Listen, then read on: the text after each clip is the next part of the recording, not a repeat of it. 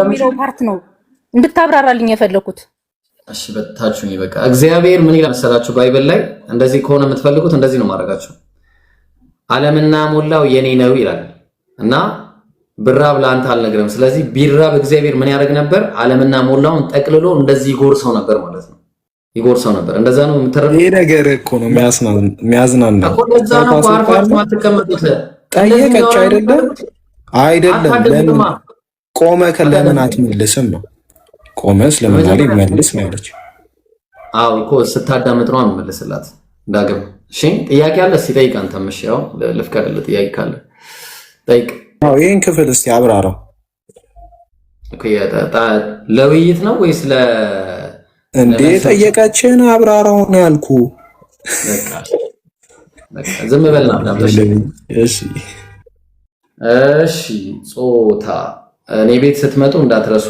እኔ በደብል ስታንዳርድ የተካምኩ ሰው ነኝና እንዳትረሱ። በኋላ አንድ ድንበር አልፋለሁ ካላችሁ ይሄ ድንበር ማለት ስትጠየቅም ድንበር ማለፍ ነው።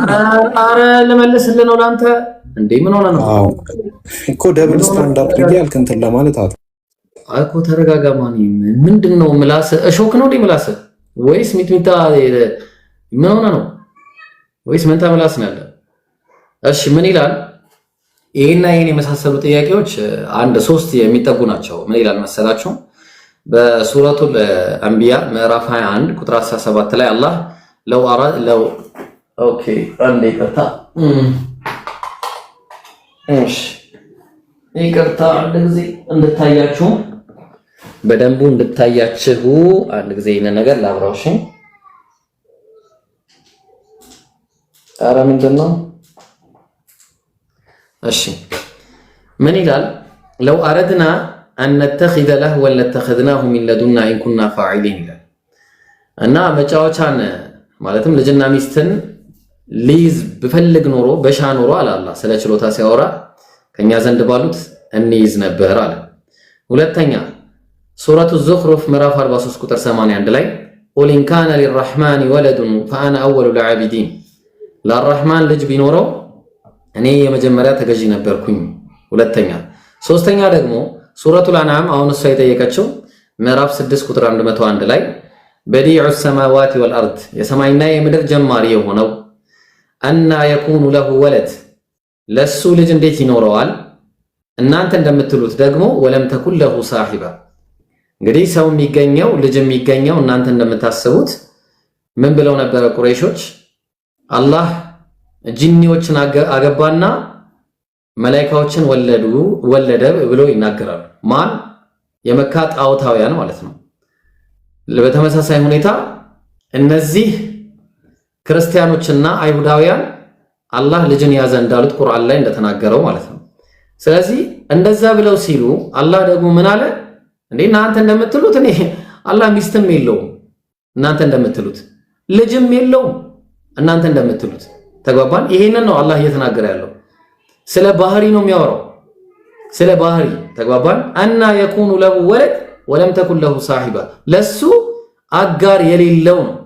እዛ ነው እንግዲህ ሱረቱ ሳፋት ምዕራፍ 37 ላይ ከቁጥር 150 ጀምሮ ፈስተፍቲሂም አሊ ረቢከል በናት ወለሁሙል በኑን ይላል። እነዛ የመካ ቁረይሾች ምን አሉ? ጠይቃቸው ለመሆኑ ለአላህ ሴት ልጆችን አደረጉና ለራሳቸው ወንድን አደረጉ ይላል። እነሱ ዘንድ ሴቶች በጣም የተዋረዱ ስለሆነ ማለት ነው። እነሱ ዘንድ ከነ ህይወታቸው ይቀብሩ ነበርና ለአላህ መላኢካዎችን ሴት ልጆች ናቸው በማለት ተናገሩ። የአላህ ሴት ልጆች ናቸው።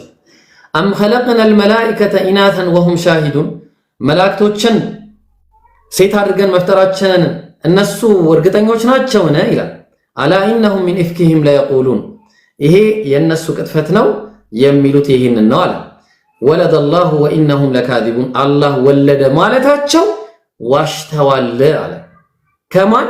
አስጠፈል በናቲ ዐለል በኒን፣ እንግዲህ ከወንዶች ሴቶችን ልጆችን ያዘ የሚለው አካሄዳቸው ትክክል አይደለም። ከዛ ቀጠልና 158 ላይ ወጀዐሉ በይነሁ ወበይነል ጅነቲ ነሰባ፣ በአላህና በሰዎች መካከል ዝምድናን በአላህና በአጋንንት መካከል ዝምድናን አደረጉ። አላህ አጋንንቶችን አግብቶ ማንን ወለደ አሉ? መላእክቶችን ማለት ነው። ወለቀድ ዓሊመቲል ጅነቱ ኢነሁም ለሙሕደሩን እነዚህ ጂኒዎች ራሳቸው አጋንንቶች ምን ጀሃነም ላይ እንደሚጣሉ ያውቁታል አለ። እንዲህ አይነት ነገር በማለታቸው እነሱ ባይሆን አላህ ሱብሃነላሂ ዐማ የሲፉን አላህ ከሚሉት ነገር ሁሉ የጠራ ጌታ ነው። ኢላ ዒባደላሂል ሙኽለሲን እነዚህ አጋንንትም ይባሉ እነዚህ መላእክቶችም ይባሉ የአላህ ምርጥ ባሪያዎች ናቸው እንጂ እናንተ እንደምትሉት አይደሉም በማለት አላህ ያስተባብላል ማለት ነው። ጂኒዎችን አስመልክቶ አላህ ሱረቱል ጂን ምዕራፍ 72 ላይ ቁል ኡሕየ ኢለየ አነሁ እስተመዐ ነፈሩ ሚነል ጂን ፈቃሉ ኢና ሰሚዕና ቁርአነን ዐጀባ ከአጋንንት የሆኑ ከጂኒዎች የሆኑ ጭፍሮች የሚገርም አጃይብ የሆነ ቁርአንን ሰማን አሉ። የህዲ ኢለ ሩሽድ ወደ ቀጥተኛው ጎዳና የሚመራ ፈአመና ቢሂ በሱም አመንበት አሉ። ወለን ኑሽሪከ ቢረቢና አሐዳ በጌታችንም አንድንም አናጋራም አሉ። አንድንም ከዛ በኋላ ወኢነሁ ተዓላ ጀዱ ረቢና መተኸዘ ሳሒበተን ወላ ወለዳ የእኛ አምላክ አሉ ምን አሉ እነዛ እንደሚሉት አለ የእኛ አምላክ ሚስትንም ልጅንም አልያዘም አሉ። ወኢነሁ ካነ የቁሉ ሰፊሁና ዐለላሂ ሸጠጣ የኛ ግን ሞኛ ሞኝ የሆኑት እንደዚህ አይነት ንግግርን ይናገራሉ አሉ። ምንድነው የሚናገሩት? አላህ ልጅንና ሚስትን ያዘ ብለው ተናግረዋል። ይሄንን ነው አላህ ሪፊት የሚያደርገው። ተግባባን? አላህ ለይሰ ከሚስሊሂ ሸይኡን ወሁወ ሰሚዑል በሲር አላህ እሱን የሚመስል አንድም የለም ብሎ ተናግሯል። ሌላ ቦታ ላይ ፈላ ተድሪቡ ሊላሂል አምሳል ለአላህ አምሳያን አታድርጉለት ብሎ ተናግሯል። አምሳያ ከሌለው ደግሞ ወንድ ሴት የሚባል መላኢካ ሰው ፍጡር ነገር የሚባል ነገርም አይደለም። አላህ እሱን የሚመስል አንድም የለም። ተግባባን? ሱብሓነሁ ወተዓላ ዐማ የቁሉነ ዑሉወን ከቢራ ጥራት ይገባዋል አላህ ከሚሉት ነገር ሁሉ ከፍ ያለና ልቅናው የሰፋ ነው ጌታችን አላህ እንጂ አላህ ሱብሓነሁ ወተዓላ ሴትም ወንድም አይደለም። ተግባባን? ይሄንን ይመስላል ዳግም። ከዛ ደግሞ እኔ መልሼ እጠይቃለሁ። ቦታዋን እንትን ጥያቄውን ያነሳችሁ እታችነት አስወርዳታል። እሺ ዮሐንስ ምዕራፍ 11 አውጣልኛል። የዮሐንስ ወንጌል ምዕራፍ 11 ቁጥር 25 እሺ ኦኬ። ኢየሱስም ማለት ትንሣኤና ሕይወት እኔ ነኝ፣ የሚያምንብኝ ቢሞት እንኳን ሕያው ይሆናል አለ። ትክክል ነው። ያመነበት በኢየሱስ ጀነት ነው የሚገባው። እኛም እናምናለን። ትንሣኤም ሕይወትም እሱ ነው፣ ኢየሱስ ነው። ሞቼም ነበር ይላል። ሞቶ ነበረ። አምላክ ግን አይሞትም በስጋ እኛ አምላክ ይሞታል የሚል አንድ ክርስቲያን የለም። አንድ ኧረ አለ። የቱ ጋሽ በስጋ ሞት አይልም? አምላክ በስጋ ሞተ ይላል። አምላክ አይደለም ኢየሱስ በስጋ ሞተ ይላል። ስለዚህ ኢየሱስ አምላክ አይደለም ማለት ነው። ኧረ እባክህ በስጋ ሞተ ብለና መለኮት አይሞትም። አንተ ስጋ ይሞታል ነፍስ እንደማይሞቱላ መለኮት ካልሞተ ኢየሱስ አምላክ አይደለም። አለቀ። በስጋ ሞተ ብለን እናምናለን። ባይብልም ይናገራል። ሞተው ኢየሱስ ነው። ኢየሱስ ደግሞ በስጋው አንተም በስጋ ወንድ ተብሏል። እናምናለን። የሞተው ወንዱ ልጅ ነው። እናምናለን። በጣም ኮሜንት ላይ ያሉት የሚከታተሉ የሚጽፉት በጣም ስርዓት የሌላቸው የእውነት እስልምናን ይወክላሉ። ንገራቸው ለሌላ ቀን እንዲህ አይደለም። እናንተ ቤት ታቋላ ያ ባለጌ ስለ ስራ ጥያቄ ካለ ጥያቄ፣ ማስረጃ ካለ ማስረጃ አምጣ። ከዛ ትርፍ ቃል አትናገር። አልተናገርኩም። ያው ስነ ምግባር የት እንዳለ ይታወቃል። ማስረጃ ለምን ኢየሱስ አምላክ ነው ለሚለው አምላክ በስጋ ሞተ የሚለው ምናምን የለም። አሁን ምንም አምላክ በስጋ ሞተ የሚል የለም። የሆነ ጥያቄ ራሱ ጥያቄ ሊሆን የሚገባ ነገር አይደለም። ስለዚህ በቃ አምላክ በስጋ ሞተ አትበለኛ።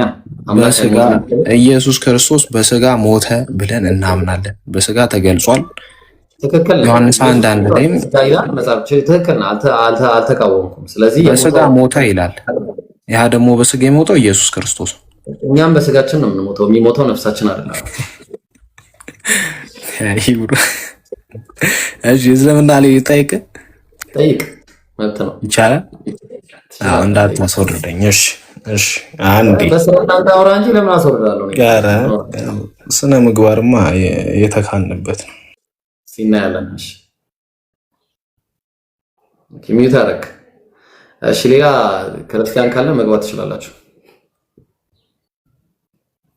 ክርስቲያኖች ካላችሁ ጥያቄ መጠየቅም ከፈለጋችሁ ጥያቄ ስትጠይቁ ያው ስርዓት ይዛችሁ ምናምን ትችላላችሁ።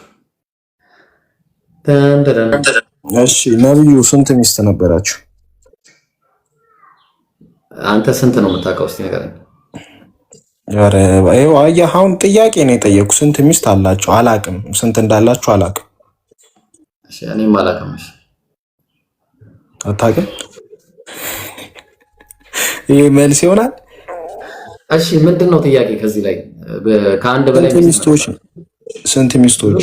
ብዙ ሚስቶች ነበራቸው። ኦኬ እሺ። በአንድ ሌሊት ከ9 ሚስታቸው ጋር ተገናኝተዋል? መብታቸው መሰለኝ፣ ሚስታቸው ናቸው እኮ። ተገናኝተዋል ወይ ነው ያልኩ ጥያቄ ነው። አዎ ተገናኝተዋል። አዎ በአንድ ሌሊት። እሺ አዎ እሺ።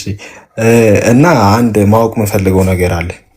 እሺ ያው እስልምና እንዳልሆነ እንግዲህ ብዙ ሰው ያውቃል ብዬ አስባለሁ። ዋህብያና አባሽ የሚባሉት ምንድነው ልዩነታቸው? አንተ ዋህብያ ነው መሰለኝ። ልዩነታችሁ የአባሽና እና ሱፊ የሚባለው ምን ታደርጋለህ መሰለኝ? ሱፊ የሚባልም ዋህብያም አባሽ የሚባልም አናውቅም። ይቅርታ እኛ ሙስሊሞች ነን። ኧረ ተው።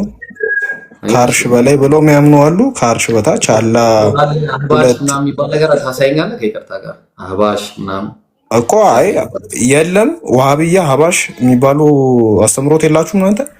የለም፣ ወፍ የለም። እሺ አላ ከአርሽ በላይ ነው ብሎ የሚያምኑ አሉ። አንድ ስንት ሰዓተኛ ይወርዳል ብሎ የሚያምኑ አሉ። አሁን ጥሩ ጥያቄ ጠይቅ። አላ ከአርሽ በላይ ነው ይላል ቁርአኑ። እሺ ሁለት ቀኝ እጅ አንድ ባት አለው ብሎ የሚያምኑ አሉ። በምሳሌ ነው ብላችሁ አለው የሚለው ማስረጃ ከየት ነው ያመጣው? እኔ ባይሆን እግዚአብሔር ሁለት ቀኝ እጆች እንዳሉት ከባይብል ሰጣለሁ። የለም አንተ ሰጠኝ ማስረጃ ካለ ሰጠኝ። እንደዛ አይደለም ሐዲሱ እንደዛ አይደለም። አረ ሁለት ቀኝ እጆቹ የምሕረት ናቸው ብላ አታምኑም እናንተ? አይልም፣ እንደዛ አይልም አይልም። እሺ ፖስት ያደረኩት ላይ አለ። እሺ አንዴ ወርጄ ድጋሚ ላምጣልህ ሐዲሱን። ቁርአንም አለ ሐዲስም አለ። አታምጣ፣ እኔ ላምጣልህ። እሺ እኮ ሁለት ቀኝ እጅ አንድ ባት እንዳለው ይናገራል። የእናንተ እግዚአብሔር እንደዚህ አነጋገር ካለ አየሃት ስትጠየቅ ሚለውን አንብቤ መጣሁኝ ጠየቅኩ። የእናንተ እግዚአብሔር ብለህ ለማንትን ለማለት አትሞክር። ሲጀመር ማለት ነው ስድብ ምናምን ነው የሚለጥፈው። ኢብራሂም ሲጀመር ፖስቱ ላይ ስድብ ምናምን ነው የሚለጥፈው። ምንም ስድብ አይደለም። ኧረ እባክህ ምኑ ነው ስድብ? ተው። እኔ በእናትህ እኔ አንተ ፈላስፋ አይደለም። በጣም አይደለም። በጣም ባለጌ ሰው ነክ። ኧረ እባክህ ተሳዳቢ ሰው ፈላስፋ ነህ ስላልኩ አላህ ይስቃል ብለህ የምታምን ሰው ኖ አንድ ነገር ልንገርክማ። የእግዚአብሔርን ስዕል ስሎ ያሳይክ። የእግዚአብሔርን ስዕል ስሎ ያሳይክ። እኔ ካንተ ጋር ወላሂ ሳልና ያሳይክ። አየህ አሁን ራሳችሁ ላይ ቆመ መመለሳት። እኔ ወላሂ የእግዚአብሔርን ስለ ብታሳየው እንትን ይላል። አንተ አሁን ማለት እንደናንተኛ እንወርድም። ኧረ ጃ በእናትህ ኧረ ሚውት አድርግ በእናትህ። አይደለም ቆይ የለጠፍኩት ያው ፈላስፋ ሰው ነኝ ስለማልወድ ቆይ የለጠፍኩትና ፍልስፍና ከኔ ጋር ነው የሚያወራው። ኧረ ካንተ ጋር ነው ካንተ ጋር የሐዲስ ክፍል አለ አይደለ? አውጣው። የለጠፍኩት ላይ የለጠፍከውን ስልክ የት ነው ያመጣከው?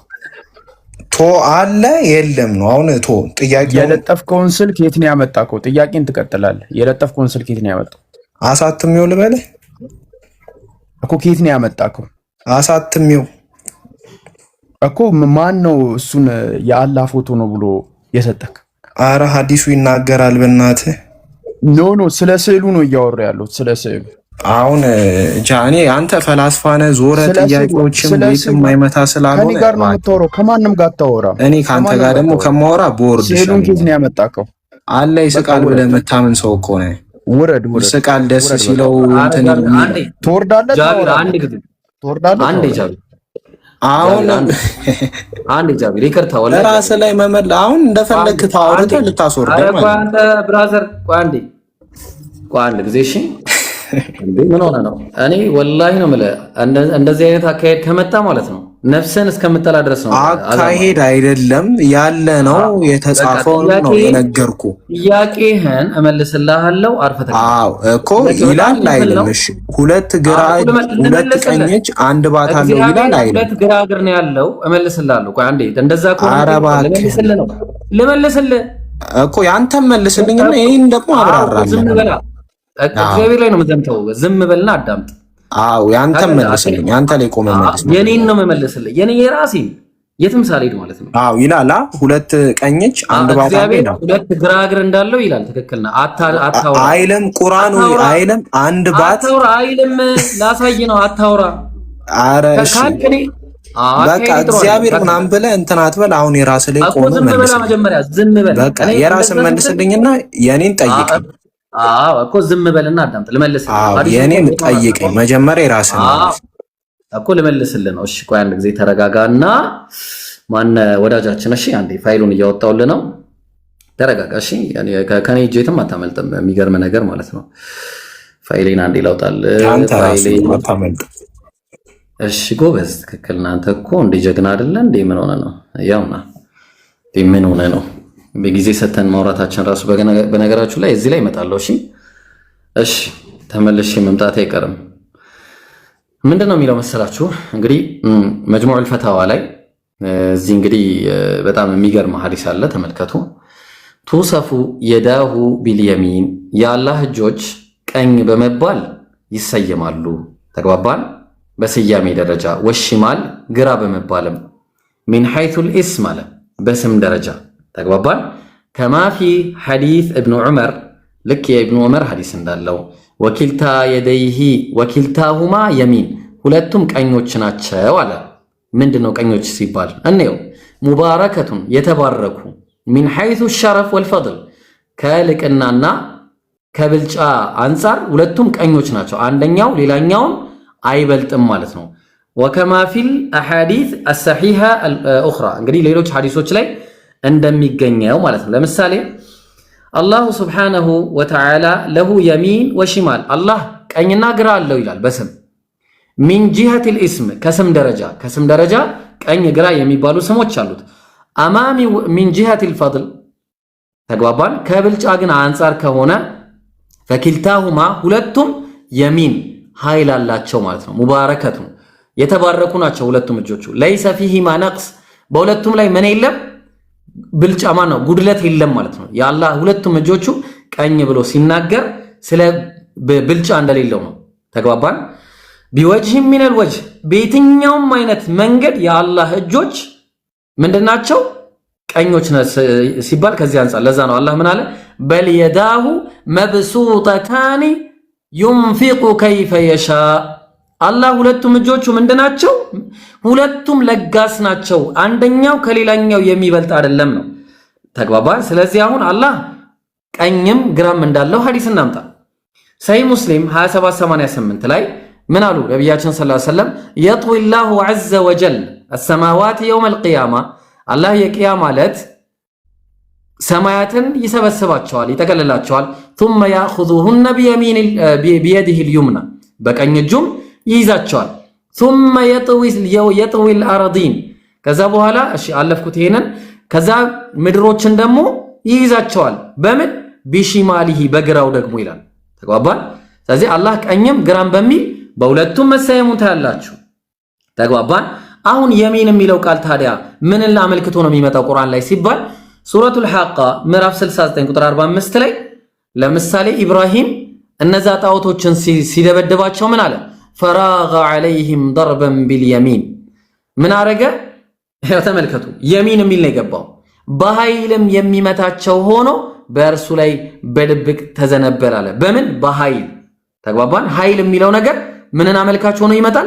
ቀኝ በሚል ይመጣል ማለት ነው። ተግባባን? ኃይል የሚለው እሺ፣ ጃን አስገቡት። እሺ ጋይስ፣ ሁለተኛ ሌላ ምሳሌ ሱረቱ ሳፋት ምዕራፍ 37 ቁጥር 93 ላይ ምን ይላል? ኦኬ ይቅርታ፣ እዚህ ደግሜ ያስቀመጥኩት እንዴ ፈራገ ዐለይሂም ደርበን ቢልየሚን። አዎ ይቅርታ፣ ቅድም የጠቀስኩት ጥቅስና የምዕራፉ ይለያያል። እሺ ሱረቱል ሐቃ ምዕራፍ 69 ቁጥር 45 ላይ ለአኸዝና ሚንሁ ቢልየሚን አለ ነብዩ ሰለማን ነው ጅብሪል የተሰጠውን ቁርአን በአግባቡ ይዞ ባይመጣ ኖሮ በቀኝ ይዘው ነበር አለ። ቀኝ ማለት ምንድነው ሲተረጎም በኃይል ይዘው ነበር አለ። አየው በኃይል። ስለዚህ ቀኝ የሚለው ኃይልን ተክቶ የሚመጣ ነው። ግልጽ ነው። ተጓላዛ ግን ለአላህ ፈላ ተድሪቡ ሊላሂ አልአምሳል፣ ለአላህ ምን አታርጉ? ምሳሌ አታርጉ። ስለዚህ በአጭሩ ምንድነው የሚን የሚለው ነገር ቀኝ የሚለው ሁለቱ ቀኝ ናቸው ሲባል አንደኛው ከሌላኛው የማይበልጥ ሁለቱም ኃይል ያላቸው ናቸው ማለት ነው። ወደ ባይብሉ ስንመጣ ደግሞ እግዚአብሔር ሁለት ቀኝ እጅ እንዳለው አሳያችኋለሁ። ኧረ አልመለስክልኝም። በቃ ታችሁንና ደግሞ ባይብሉን ላሳይና ትገባለህ ደግመህ ብራዘር። እኔ ጋር እንደዚህ አይነት ጨዋታ የለም። እሺ አሁን እግዚአብሔር ምን አለ? ሁለት ቀኝ እጆች አሉት። ያዙልኝ። በሱ አካሄድ መሰረት እግዚአብሔር ቀኝ እጅ ነው ያለው። እሺ ሁለቱም ቀኝ እጆች ናቸው። እንዳታስገቡት እስከምጨርስ ድረስ ትንቢተ ኢሳይያስ ምዕራፍ 48 ቁጥር 13 ላይ እጄም ምድርን መስርታለች አለ፣ ቀኜም ሰማያትን ዘርግታለች አለ። ምን አይነት ሰማይን የዘረጋው ምኑ ነው? ቀኙ። ልብ አድርጉ ያ ጀማዓ፣ ተግባባን? ከዛ በኋላ ቀኙ ሰማያትን መስርቷል። ልብ አድርጉ። ትንቢተ ኢሳይያስ ምዕራፍ 45 ቁጥር 12 ላይ እኔ ምድርን ሰርቻለሁ፣ ሰውንም በእርሷ ላይ ፈጥሬያለሁ፣ እኔ በእጄ ሰማያትን ዘርግቻለሁ አለ። ኦኬ እግዚአብሔር በእጁ ሰማያትን ከሆነ የዘረጋው ቀኜ ሰማያትን ዘርግቷል ካለ እግዚአብሔር በእጆቹ ሲዘረጋ ምንድነው ያደረገው? የዘረጋው ቀኝ፣ ሁለቱ ቀኝ እጆች ናቸው ማለት ነው። አያችሁ የእግዚአብሔር ሁለቱም እጆች ቀኝ ናቸው። ይኸው ሃንድስ ነው የሚለው። ሃንድስ የዳይ ብሎ ነው ያስቀመጠው። የዳይ ማለት ምንድነው? ሁለት እጆች ናቸው፣ ጥንድ ነው። ተግባባን? ስለዚህ እግዚአብሔር ሁለት ቀኝ እጆች ናቸው ያሉት። ያው እግዚአብሔር ሰማያትን በቀኙ ሰራ።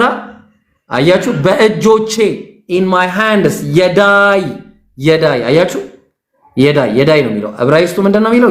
የዳይ ደግሞ የዲ ቢሆን ኖሮ እጄ ነበር የሚሆነው።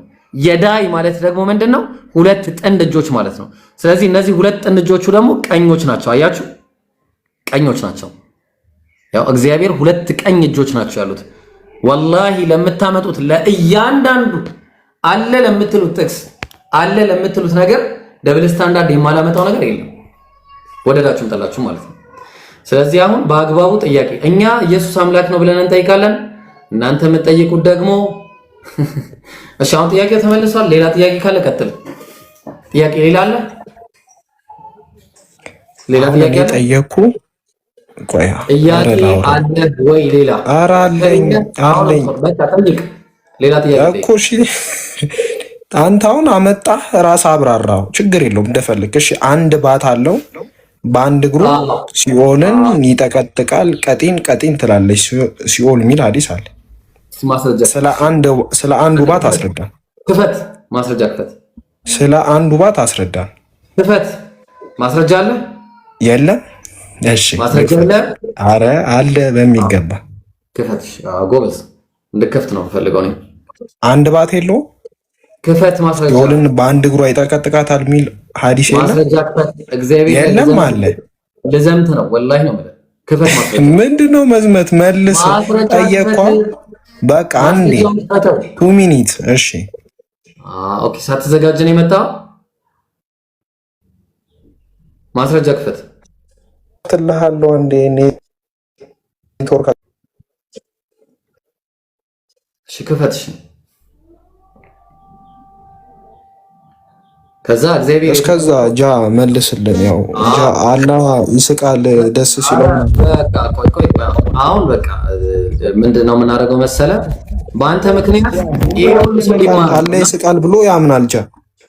አሁን በአንተ ምክንያት ይሄ ሁሉ ሰው ሊማር ነው። የሚገርም ነገር ማለት ነው። ይሄን ሁሉ ሰው ላስተምር ነው በአንተ ምክንያት። ተባረክ የኔ ወንድም።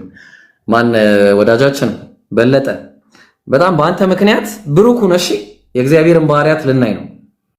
ባህሪያት ብሩኩን የተባረከ አንተ የተባረክ ነህ እኮ እንዴ! የእግዚአብሔርን ባህሪያት አስተምራለሁ ቁጭ አድርጌ። ብሩክ አንተ ብሩክ ነህ። በጣም የሚገርም ነው። እግዚአብሔር ሩህሩህ እግዚአብሔር ህዝብ ያስጨርሳል፣ ይጸጸታል። ተግባባን? ህዝብ አስጨርሶ ምን ያደርጋል? ይጸጸታል። ያንተ እግዚአብሔር በእስራኤል ላይ ሳውልን ስናነገሰ ተጸጸተ። ተጸጻች አምላክ ነው ያለ። ሁለተኛ እግዚአብሔር የሰው ልጅን በምድር ላይ በመፍጠሩ በልቡ አዝኖ የሚጸጸት አምላክ ነው ያለ። እንደዚህ ማለት ነው። አየው? ተባረክ። ብሩክ ነህ አንተ። አትነካኩኝ ነኝ። እሺ እግዚአብሔር ዘጸአት 15 ላይ እግዚአብሔር ተዋጊ ነው። ተዋጊ አምላክ ነው ያለ፣ ሰዎችን የሚወጋ። ተግባባን? አንደኛ ሳሙኤል 15:3 ላይ ህፃናትን የሚያስገድል ወንዱን፣ ሴቱን፣ ብላቴናውን፣ ህፃኑን፣ በሬውን፣ በጉን፣ ግመሉን፣ አህያውን ግደሉ የሚያስጨርስ አምላክ ነው ያለ። ተግባባን? እንቀጥላለን። ገና አምላክ ያፏጫል። ያንተ አምላክ ኢሳይያስ 7:18 ላይ በዚያም ቀን እንዲህ ይላል፣ እግዚአብሔር በግብፅ ወንዝ ዳርቻ ያለውን ዝንብ በአሦር ሀገር ያለውን እያለ ይጠራል። ያንተ አምላክ አንተ ስለመሳቅ ነው አይገርም? እያለ ይጠራል። ያንተ አምላክ ይታያል እያለ የሚያፏጭ አምላክ ነው ያለ።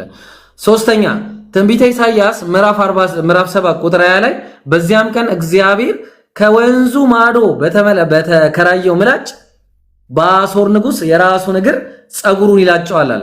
ብራዘር ጸጉር ያለው አምላክ ነው ያለ። ተግባ ምላጩም ጺሙን ይበላዋል አለ። የሚበላላ እንደዚህ ይዞ በምላጭ በምናምን እንደዚህ ጺሙን የሚላጭ አምላክ ነው ያለ። እንደዚህ እንደውን ነው የምትፈልገው። ትንቢተ ሆሴዕ ምዕራፍ 10 ቁጥር 10 ላይ ምዕራፍ 11 ቁጥር እግዚአብሔርን ይከተላሉ እሱም እንደ አንበሳ ያገሳል እያለ የሚያገሳ አምላክ ማለት ነው። እያለ የሚያገሳ ባገሳም ጊዜ ልጅ እያለ ይቀጥላል። እሺ እግዚአብሔር አንደኛ ቆሮንቶስ ምዕራፍ 1 ቁጥር 25 ላይ ከሰው ይልቅ የእግዚአብሔር ሞኝነት ይበልጣል። እግዚአብሔር ሞኝ ነው ይላል መጽሐፍ። ይታያል? ሞኝ ነው ይላል መጽሐፍ። እኔ አይደለም ያልኩት። የእግዚአብሔር ድካም ከሰው ይልቅ ይበረታል አለ። እግዚአብሔር ደካማ ነው ይላል መጽሐፍ። አየው? ትንቢተ ዘፍጥረት 2:2 ላይ እግዚአብሔር የሰራውን ስራ በሰባተኛው ቀን ፈጸመ፣ በሰባተኛውም ከስራው ሁሉ አረፈ። ደክሞት የሚያርፍ የሚንገላታ አምላክ ነው ያለ ማለት ነው። ትንቢተ ኢሳይያስ ምዕራፍ 42 ቁጥር 14 ላይ ከድሮ ዘመን ጀምሮ ዝም ብያለሁ፣ ዝም ብዬም ታግሻለሁ። እኔም ታግሼ ነበር ተወኝ ብዬ ማለት ነው። ተወ በቃ ብዬ ከዛ በኋላ ምን ሆንኩኝ? ምጥ እንደያዛት ጮኩብህ ማለት ነው። ይኸው እግዚአብሔርም ምጥ እንደያዛት ሴት እጮሃለሁ አለ። እንደዚች እያለ ማለት ነው። እያለ እንደዚህ እንደለ ነው የፈለከው። መዝሙረ ዳዊት ምዕራፍ 78 ቁጥር 65 ላይ እግዚአብሔርም ከእንቅልፍ እንደሚነቃ ተነሳ፣ የወይን ስካር እንደተወው እንደ ኃያልም ሰው እንደ ሰካራም ሲነሳ ታያለ። እንደ አይነት አምላክ ይዘህ ነው እኔ ጋር የምመጣው። እግዚአብሔር ከተማ ለማየት የሚወርድ አምላክ ነው ያለ። አየው? እግዚአብሔር የአዳምን ልጆች የሰሩትን ከተማና ግንብ ለማየት ወረደ ይላል አምላክ። ሶስተኛ ታግሎ የሚሸነፍ አምላክ ነው ያለ። ይደባደባል እግዚአብሔር እንደዚህ በቦክስ በምናምን በቲራ በሸርተቴ በምናምን። ዘፍጥረት 32:28 ላይ አለም ከእንግዲህ ወዲህ ስም እግዚአብሔር ይባል እንጂ ያዕቆብ አይባል፣ ከእግዚአብሔርና ከሰው ጋር ታግላ አሸንፋልና። ታግሎ የሚሸነፍ አምላክ ነው ያለ ብራዘር። አየው? እያንዳንዱ ሜታፎሪክ የሚወሰዱትን እንደዚህ የምትወስድ ከሆነ አሳያለሁ ማለት ነው እንዴት እንደሚሆን። መዝሙረ ዳዊት ምዕራፍ 44 ቁጥር 23 ላይ አቤቱ ንቃ አምላክ ንቃ እየተባለ በሰዎች ዘንድ እየተናቀ በነቢያቱ የሚናቅ አምላክ ነው ያለ። ብብት ያለው አምላክ ነው ያለ ብራዘር። ኢሳይያስ 40 ቁጥር 11 ላይ መንጋውን እንደ እረኛ ያሰማራል፣ ጠቦቶቹንም በክንዱ ሰብስቦ በብብቱ ይሸከማል አለ። ብብት ያለው አምላክ ነው ያለ። ስለ ባታወራለህ አንተ። ብብት አለው ጸጉር አለው ወይስ የለውም ብዬ ልጠይቅህ ብራዘር። አፍ አለው እግዚአብሔር፣ አይኖች አሉት፣ ቀንድቦች አሉት፣ ከንፈር አለው፣ ምላስ አለው፣ ጫማ አለው። ተግባባን? ይቀመጣል እግዚአብሔር። በምኑ ነው የሚቀመጠው? ትመልሳለህ ይሄን ሁሉ ማለት ነው። ይቆማል እግዚአብሔር። በምኑ ነው የሚቆመው? ያሸታል እግዚአብሔር። እንዴ አፍንጫ እስትንፋስ አለው እግዚአብሔር። ይስቃል ሲጀመር ብራዘር። ምን ሆነ ነው እንዴ? ቀናተኛ አምላክ፣ የማይለዋወጠው አምላክ እንዴ የሚወደውንም ፈጥ። አረ ብራዘር ወላሂ እንዳትመጣ እንደዚህ ብለህ ጭራሽ እንዳትመጣ ከዚህ በኋላ ማለት ነው። ልክ ልክህን ነው ነግሬ ማስወጣት፣ ልክ ልክህን ማለት ነው። ስለዚህ እኛ የምንጠይቀው ጥያቄ ኢየሱስ አምላክ ነው ወይስ አይደለም? እናንተ የምትጠይቁት ጥያቄ አታስገቡት። ልጅ በቃ ከዚህ በኋላ ውረድ። አቤቱ ቀጥ ጨረስክ? ውረድ ውረድ ውረድ ውረድ ውረድ። አንተ በቃ ሂድ በቃ ሂድ በቃ አንተ ከዚህ በኋላ አንተ ልክህን እንደዚህ አሳይቼ ልክህን ማስገባው ማለት። እሺ ጥያቄ ያላችሁ ክርስቲያኖች ካላችሁ አሁንም መጠየቅ ትችላላችሁ። እሺ ጥያቄ ያላችሁ ክርስቲያኖች ካላችሁ በስነ ስርዓት መወያየት የምትፈልጉ ስልብ ነፃ የሆናችሁ የኑ አለ ይኑ ክርስቲያን ካሉን ክላወርድ ነው አሉ ክርስቲያን ነህ? እሺ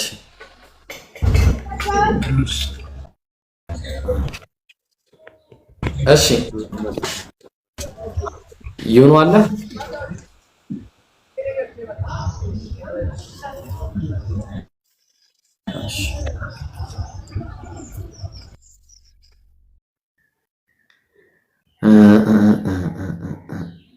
እሺ የለም መሰለኝ።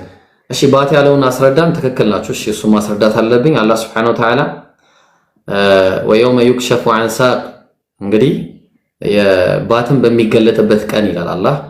እንግዲህ ይህን ነገር በሁለት እይታ ማየት ይቻላል። የዛ ቀን ክብደትን አስመልክቶ የተናገሩ ዑለማዎች አሉ። አይ አላህ ሊትራሊ ስለ ባት ነው የሚያወራው፣ ግን እኛን የማይመስል ከሰዎች ጋር የማይመሳሰል አላህ ልክ እጅ ተብሎ እንደተገለጸው ሁሉ ባት ተብሎ ተገልጿል የሚል እይታም አለ። በሁለቱም ብንሄድ ችግር የለውም። ምክንያቱም አላህ ለይሰ ከሚስሊሂ ሸይኡን አላህ እሱን የሚመስል አንድም የለም። ጀሰድ አይደለም አላህ። ተግባባን? አላህ እኛ እንደምንለው አካል አይደለም። ተግባባን? ስለዚህ ያን ያለው ነገር አላህን የሚመስል አንድም የለም። እሱ ሁሉን ሰሚና ተመልካች ነው። አምላክ አላህ Subhanahu Wa Ta'ala እውቀት አለው። እኔና እናንተም እውቀት አለን። ተግባባን? ሶ አምላክና እኛ አንድ ነን ማለት ነው። የአምላክና የኛ እውቀት አንድ ነው? ኖ አምላክ ያያል። አምላክ ያያል ማለትና እኛ እናያለን የሚለው ነገር በጭራሽ ከኛ ጋር የሚገናኝ ነገር አይደለም። በጭራሽ። ስለዚህ አምላካችን አላህ Subhanahu Wa Ta'ala እሱ በሚገባውና ለሱ በሚያምርበት ሁኔታ ባት አለው። ለሱ በሚያምረውና ለሱ በሚገባው ሁኔታ አላህ እጆች አሉት። ለሱ በሚያምርና ለሱ በሚገባው ሁኔታ አላህ ፊት አለው። አላህ ለሱ በሚገባና ለሱ በሚሆን ሁኔታ ለሱ የሊቁ ቢጀላሊሂ እግር እንዳለው አላህ ነግሮናል። ሶ አላህ ከነገረን ውጪ ደግሞ መናገር አግባብ አይደለም። አላህ የነገረንን እንናገራለን፣ ያጸደቀውን እናጸድቃለን። አላህ ያልነገረንን ደግሞ ዝም ነው የምንለው። የለውም አለውም ብለን ምንም የምንናገረው ነገር የለም። ተግባባን? አላህ ከሰዎች ጋር ከፍጡራን ጋር አታመሳስሉኝ ስላለ ከዚህ አይነት ጥያቄ ጋር ዲል የምናደርግበት ምንም አይነት ምክንያት የለንም ማለት ነው። ኦኬ በስርዓት ማውራት ወይ ጃ እንትን እኔ ደግሞ ምን ሐሳብ አለኝ መሰለ፣ እኔ አሁን ክርስቲያኖች እግዚአብሔር ልክ እንደኔ አይነት እጅ አለው ብዬ አምናለሁ። እንደኔ አይነት ጥፍር ያለው ምናምንና በአሁን ሰዓት አሁን ኢየሱስ ክርስቶስ በሰማያት ነው ያለውና ይንቀሳቀሳል ነው ይበራል ነው አየር ላይ እንዴት ነው የሚሆነው? ማለት ኢየሱስ የሚኖርበት የማይኖርበት ቦታ አለ ማለት ነው። ማለት በቃ ኢየሱስ በቃ የሆነ ቦታ ካለ የሆነ ቦታ የለም ማለት ነው። እና እንዴት ነው የሚረዱት ይሄንንስ? እና በነገራችን ላይ አንድ በጣም የሚያሳዝነኝ ነገር በጣም የሚያሳዝነኝ ማለት ነው አንተ ካነሳቸው ጥቅሶች ውስጥ አንዳቸው ጥቅስ በቁርአን ውስጥ ቢኖር ኖሮ ጉዳችን ፈልቶ ነበር። እውነቴን ነው። ቁርአን ውስጥ ቢኖር ኖሮ ጉዳችን ፈልቶ ነበር። እና አሁንም ምንድነው እግዚአብሔር ልክ እንደኔ አይነት እጅ አለው፣ ጣት አለው፣ ጸጉር አለው፣ አፍንጫ አለው፣ አይን አለው፣ ሁሉም ነገር አለው። እና አንደኛ ምንድነው ጥቅሙ ነው? ሆድም አለው። ምንድነው ጥቅሙ? ይሄ አንደኛው በጣም የማነሳው ነገርና ኢየሱስ ክርስቶስ በምድር ላይ እንደነበረው ተወስኖ ነው ወይ በዛስ ያለው ወይ? የምር አሁን ኢየሱስ የሆነ ቦታ መሄድ ቢፈልግ በአሁን ሰዓት ምንድን ማለት በእግሩ ነው የሚሄደው ወይስ ይበራል ወይስ ምንድን ነው የሚያደርገው? የምር እኔ ጥያቄ ማለት ነው እንዴት ነው የሚንቀሳቀሰው? ይሄ አንደኛው ጥያቄያችን ነውና እኛ እነዚህ ሐሳቦች እስልምና ላይ ቢሆኑ ኖሮ ጉዳችን ፈልቶ ነበር ማለት ነውና እንትን ክርስቲያኖች የሚያመልኩት በአሁን ሰዓት የሚያመልኩት አምላክ ልክ እንደኔና እንደ ኢብራሂም አይነት ነው። ጾታ አለው። 33 ዓመቱ ነው። ሜቢ ከናንተ ውስጥ በእድሜ የሚበልጠው ሰው ይኖራል ከዚህ ውስጥ ከ33 ዓመት በላይ የሆነ እስቲ ማን አለ እድሜው? ጃቢር አሁን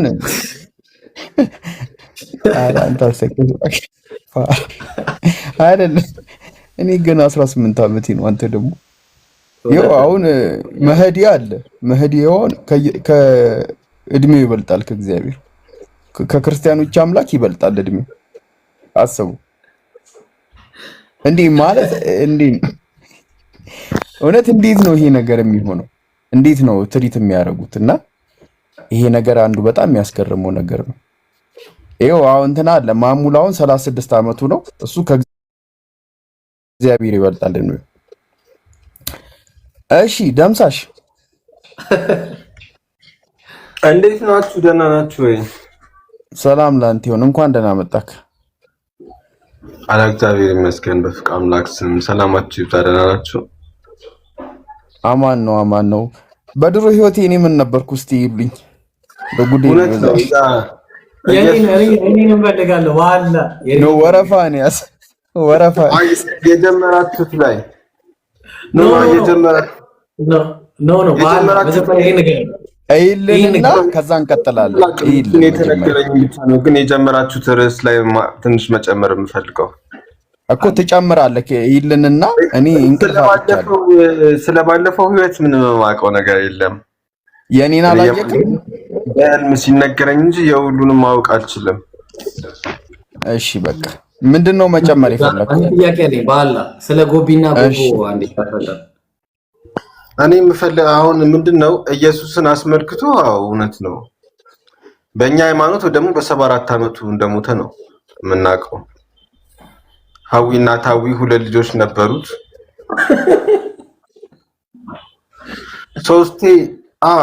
ሶስቴ ደፍሯል ኢየሱስ በእኛ እውነት። አይ ተው ፍቅር ሲዘም እንዴ ምን ሆነ ነው? ተው ይቅር። ይሄንንማ አንድ አይ እኔ አልፈቅድልህም ወላሂ ይቅርታ። በእኔ ቤት ኢየሱስ አይሰደብም። እኛ እኮ ኢየሱስን እኮ አንጠላም። ቅዱስ ኢየሱስ ነው፣ ቅዱስ ነብይ ነው። ጥላቻ የለብንም። ኖ አይ ኢየሱስ ሶስቴ ደፍሯል የሚል ምንም አይነት ማስረጃ የለም። ይሄንን የተከበረ የአላህ ነብይ አያረግም፣ ወላሂ አያረግም። ዒሳ አለይሂ ሰላም የአላህ መልእክተኛ ነው። የአላህ ክቡር የአላህ መልእክተኛ ነው። በጭራሽ ይሄን አልፈቅድልህም። ፍቅር ሲዝም ከይቅርታ ጋር አሁን ባይሆን የቀደሙን ነገር ብትነግረን ደስ ይለናል። አሁን እኔ ጥያቄ ያለኝ ምን መሰለህ ፍቅር ሲዝምዬ፣ እኔ ስለ አዳምና ሔዋን ልጆች ማወቅ እፈልጋለሁ። ማን ነበር ያልከን? አዳምና ሔዋን አይደሉም። መጀመሪያ የመጡት ሶስት ሰዎች ናቸው። አጆና ጎጎቢና ጎፎ፣ ሶሊና ሶሎ የሚባሉ በአጠቃላይ ከሶስት ዝርያ 6 ሰዎች ማለት ነው። ከሶስት ዝርያ ከጥቁር 2 ከነጭ 2 ከኤዥያ ደግሞ ይሄን ቻይና አካባቢ ያሉት ደግሞ 2።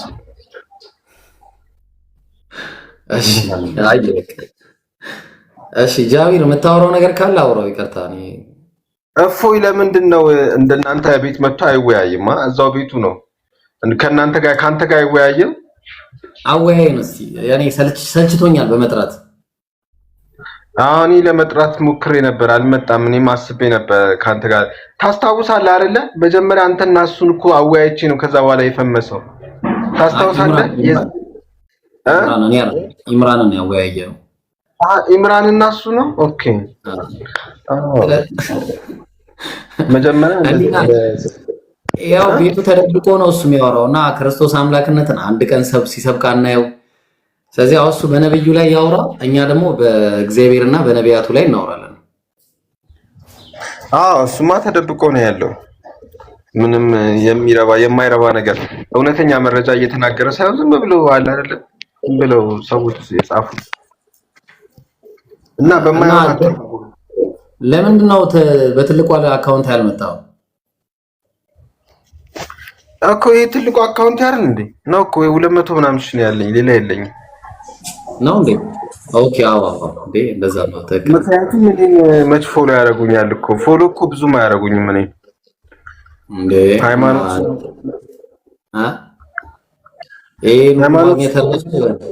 የሚገርም ነው። እኔ አሁን በድሮ ህይወቴ ምን እንደነበርኩ ብትነግረኝ ጥሩ ነበረ፣ ግን የኔ ግን አልተገለጠልን።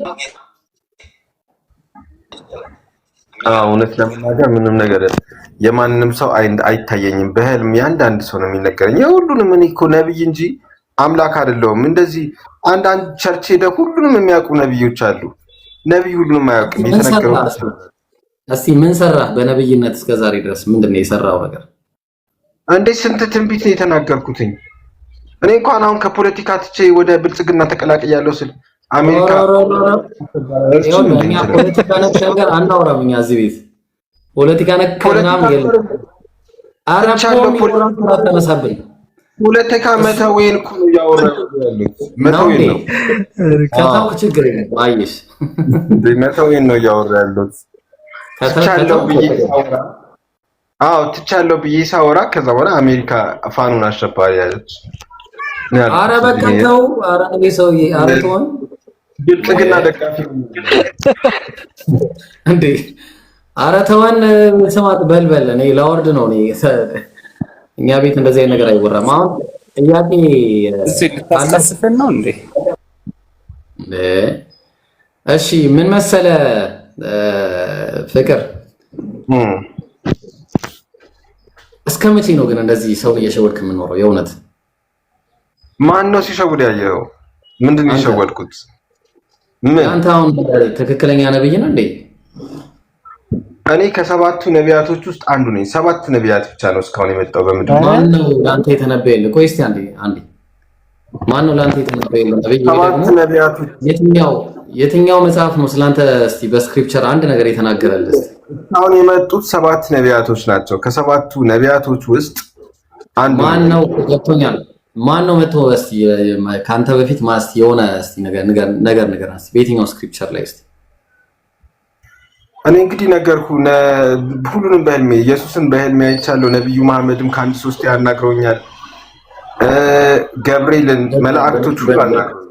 የተበወዕ መባዕደሁ ጀነ ነብዩ ነው። እዚህ ቁጭ አድርጌማ አላዋርደም። ሂዱ ረዳክ ሂድ።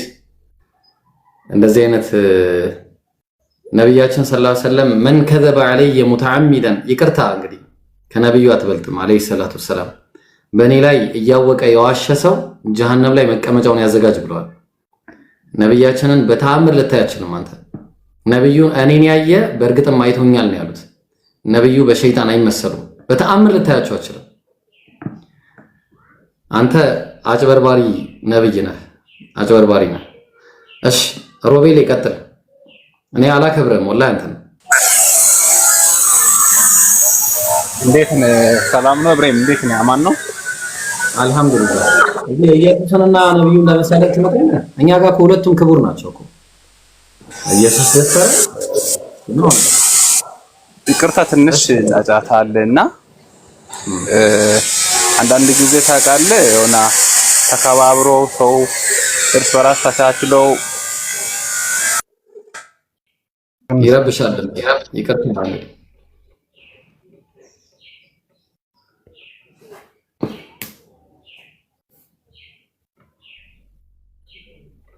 ለምን የማይሆን ጥያቄ ጠይቃችሁ ታላለችም እና የሚሆን ጥያቄ ልጠይቀው። እሺ ሰላም አለ። ሰላም ሙስሊም ነው ክርስቲያን ነው?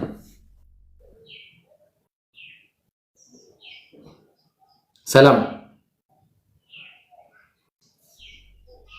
ሰላም ወይኔ። እሺ ሙስሊም ነው መሰለኝ። ሙስሊም ኮንክ ታች ላደርግ ነው ከይቅርታ ጋር ዲንዳንዶ ጃኮ በጣም የሚያስቸግረው ወላሂ ተወኝ። አንተና እኔ ማነስ ጋር እንዳስገባው ራሱ ነው ያላቀም። ይቅርታ እንግዲህ አቢና ጎቦ ዲዲና ዶዶ ምናምን እያስባልክ እንዴ።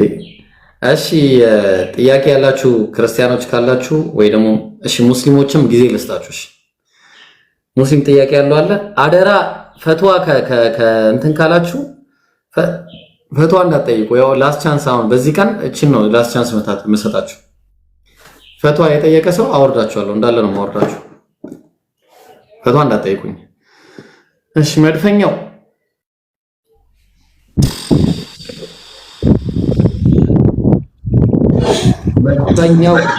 ሰላም አለይኩም። እንዴት ነህ? አማን ነው? ወአለይኩም ሰላም ወራህመቱላህ። እንዴት ነህ? እሺ አልሐምዱሊላህ ደህና ነኝ። ጥያቄ ነበረኝ። እሺ ጠይቅ።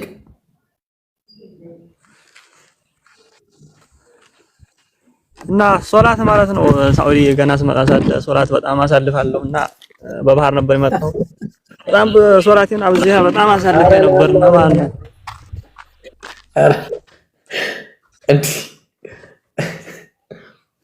ከየት ነው የምትሰበሰቡት ግን ለአላህ ብላችሁ?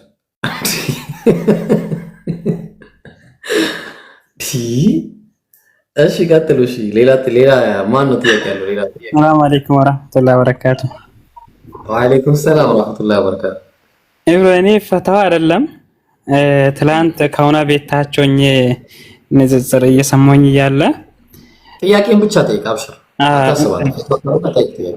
ማለት ከዛ አላህ ሰውን ይወዳል ማለት ኃጢአተኛን ይወዳል ወይ አላ ጠያቂው። ከዛ አይወድም አላ የኛ የሙስሊም አንድ ሰውየው ነበር። ከዛ አይወድም ሲል እሺ አንተ ኃጢአተኛ ነህ ወይስ አይደለህም አለው። ነኝ አላ። ስለዚህ አንተ አትወደድም በአላህ ዘንድ ብሎ ዘጋው። ይሄ እንዴት ይታያል? ነብያችን ሰለላሁ ዐለይሂ ወሰለም በሐዲስ ላይ ኩሉ በኒ አደም ኸጣ ብለዋል። የሰው ልጆች ሁሉ ተሳሳች ናቸው። ተግባባን? የሰው ልጅ ሁሉ ምንድነው? ተሳሳች ነው። ስህተት ይሰራል የሰው ልጅ። ስህተት ሰራ ማለት ግን ምንድነው? አላህ ኃጢአትን አይወድም። ተግባባን? አላህ በዳይ ህዝቦችንም አይወድም። ግልጽ ነው። አላህ ድንበር ኃላፊዎችንም አይወድም። ብዙም አይወዳቸው አሉ አላህ ከባህሪ አንፃር ማለት ነው። ስለዚህ እነዚህ ባህሪ የማይወዳቸው ባህሪያቶች አሉ። እነዚህ ባህሪያቶች የማይወዳቸው አሉ ከተባለ ግን አላህ የሰው ልጅን በዛ ሁኔታው ላይ አይወደውም። በዛ ሁኔታው ላይ ካለ ግን አላህ ደግሞ በጣም ሩህሩህና ቸር የሆነ ጌታ ነው። ምን ብሏል አላህ? ቁል ያ ዒባዲ አለዚነ አስረፉ ዐላ አንፉሲሂም፣ እናንተ ባሪያዎቼ በነፍሶቻችሁ ላይ ድንበርን ያለፋችሁ ላ ተቅነጡ ሚን ረሕመቲላህ፣ ከአላህ እዝነት ተስፋ አትቁረጡ። እስቲል የሚላቸው ምንድነው? ባሪያዎቼ ብሎ ነው የሚናገረው። ጠላቶቼ አይላቸው። ተግባባን? ጠላቶቼ ብሏቸው አይላቸው። ስለዚህ ለዛ ነው የቀደሙ ሐዲስ ላይ ኩሉ በኒ አደም ኸጣ፣ የአደም ልጅ ሁሉ ተሳሳች ነው። ወኸይሩል ኸጣኢና ተዋቡን፣ ከዛ ደግሞ ከኃጢአታቸው ማን ነው ከነዚህ ከተሳሳቾቹ የተሻለ የሚባለው ወዲያውኑ ወደ አላህ ሪፔንት የሚያደርግ ወደ አላህ የሚመለስ ነው ብሎ በማለት ነው የተናገረው። በመጀመሪያ ደረጃ ለምን ካፊር ቤትስ ትገባለህ አንተ? እዚህ እያለ አይደለ ቤት የለም ለምን ትገባላችሁ ነው ጥያቄው። ዋይ አጋጣሚ ተከትዬ እጄ እኮ ነው ጠያቂውን ተከትዬ እጄ። እሺ አመሰግናለሁ። ሹክራን ወያሽ አምሽር ችግር የለውም። እሺ ሌላ ጥያቄ ያለው ካለ መጠየቅ ይችላል። አንዲ ኢብሮ እንትን ቪዲዮ ወሳኝ ቪዲዮ ፖስት ይቻለው ገብታችሁት ላይክ ኮመንት እና ሪፖስት አድርጉት። ከቻላችሁም ስቶሪ አድርጉት እና ኮመንት ላይ የቻላችሁትን ያህል ሰው ሜንሽን አድርጉ እና ከቻላችሁ ረጃጅም ኮመንቶችን ጻፉ ኮመንት ላይ ማለት ነው። ቫይራል ይውጣ። እሺ በጣም ቆንጆ ቪዲዮ ነው። ስለ ሰላት ነው። ቆንጆ ቪዲዮ ነው። ገብታችሁ አንዴ አይታችሁ ተመለሱ። ስትመለሱ አንዳንድ ቁጥር ጻፉ። ሁላችሁም ሄዱ። እሺ አንዴ ሁላችሁም ሄዳችሁ መጀመሪያ ላይ ያለውን ቪዲዮ ኮፒ ሊንክ ምናምን የሚደረገውን አድርጉ። ሽንኩርት እንዳታበዙበት አደር። 2 ደቂቃ እንውሰድና ጃ አንዴ አድርገው ይምጡ። ምን ትላለህ? ወይ 1 ደቂቃ ከ30 ሰከንድ በቃ 1 ደቂቃ ራሱ ይበቃል። ሽንኩርት ብዙም ስለማይፈልግ ከለስ አድርጋችሁ እንትን በሉ። ኤቢ ከቻልክ ግባ። ኤቢ ፈልጓለሁ እኔ ዛሬ ፍሪ ስለሆንኩኝ እናወራና 1-2 እንላለን። ሀጂ ሰላም አለይኩም ታላቁ ሰላም አለይኩም። ወአለይኩም ሰላም ወራህመቱላሂ ወበረካቱ። ሰላም ብያለሁ። አልሐምዱሊላህ። የሆነ ጥያቄ ነበረኝና ብዙ ጊዜ ለአእምሮ ላይ የሚመላለስ እና ብዙ ጊዜ የምጠየቃቸው ጥያቄዎች ነበሩ። ያው እኔ ብዙም እውቀቱ የለኝም እንደዚህ ለማስረዳት ምናምን ብዙ እንትኑ የለኝም፣ ግን ከናንተ በጣም ለመስማት ስለምፈልግ ነው። እሺ አእምሮ ላይ የሚመላለሰው ከቀኝ ወደ ግራ ነው ከግራ ወደ ቀኝ?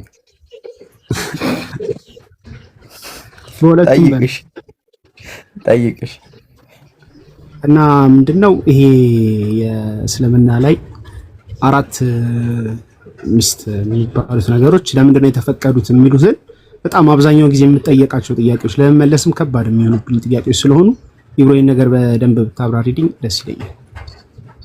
እና እኔም ለማብራራት እኔ እንትን ልበልና ኢብሮ ያብራራልሃል። ማን ነው የሚጠይቅህ እንደዚህ መጥቶ? አይ እኔ አብዛኞቹ ጓደኞቼ ክርስቲያኖች ናቸውና ብዙ ጊዜ ይጠየቃሉ እንደዚህ አይነት ነገሮች። ለዛ ነው። ኦኬ እነሱ ናቸው የሚጠይቁክ? እነዚህ አይነት ነገሮች ሲጠይቁኝ እኔ ብዙ ጊዜ ለመመለስ ተቸገራለሁ። ስንት አግባሉ ከነሱ? አይ በእናንተ እንደዚህ ነው ብለው ይጠይቁኛል። ገብቶሃል እኮ አገባኝ። አሁን ምን እንደሆነ ታውቃለህ? ኤቢ ላሳይክ። አሁን ምን መሰለህ፣ ሁሉ ጊዜ ጥያቄ አመላላሽ ሆነክ ሳይሆን እዛው ድባቅ ነው የምትመታቸው በአሁኑ መልስ ማለት። ምክንያቱም ሁሌ ስትጠየቅ መተህ ትጠይቃለህ እንሰጣለን መልስ። በቃ መልስ ጥያቄና መልስ አመላላሽ ሆነ ከምትቀር በራስህ እንድትቆም ማለት ነው። ገባካ? አሁን እነሱ አንተ ላይ ኮምፕሌን አድርገዋል። ለምንድን ነው 4 ሚስት የምታገበው ብሎ ማለት ነው። ስንት ላግባ በላቸው ጥያቄ። አይ አይደለም እነሱ አሁን ብዙ ጊዜ በእነሱ አሁን አንድ ነው የሚባል ነገር አለ አይደለ? አሬቢ ስማኝ፣ ስንት ነው በላቸው፣ ስንት ነው በላቸው። በቃ ሂድ፣ እኔ የምልህን ብቻ አድርግ። ገባካ? ሂድና 4 ምናምን ብሎ ሲያሰ ስንት ላግባ በላቸው። እነሱ ይምከሩ፣ አንተ ተሳስታል፣ ችግር የለውም። ከዛ አንድ ይለዋል፣ ማስረጃ ስጡኝ በላቸው። ገባ? ኦኬ። በእነሱ ነው መጠየቅ ያለብኝ። ዋው ስንት ነው? እሺ ስንት 4000 ስህተት ነው። ስንት ላግባ በላቸው። አንድ ይሉካል፣ ማስረጃ ስጡኝ በላቸው። ኦኬ እሺ። ከዛ በእነሱ ግን የነሱ ትልቁ እንትን ነብይ ወይ ደግሞ ሐዋርያ ወይ እግዚአብሔር ሰውም ልትሉት ይችላል። 1000 ሚስት ያገባም እናውቀዋል። 1000 እሺ፣ ቁጥር ላይ እንዴት ነው? አይ ጎበዝ ነው።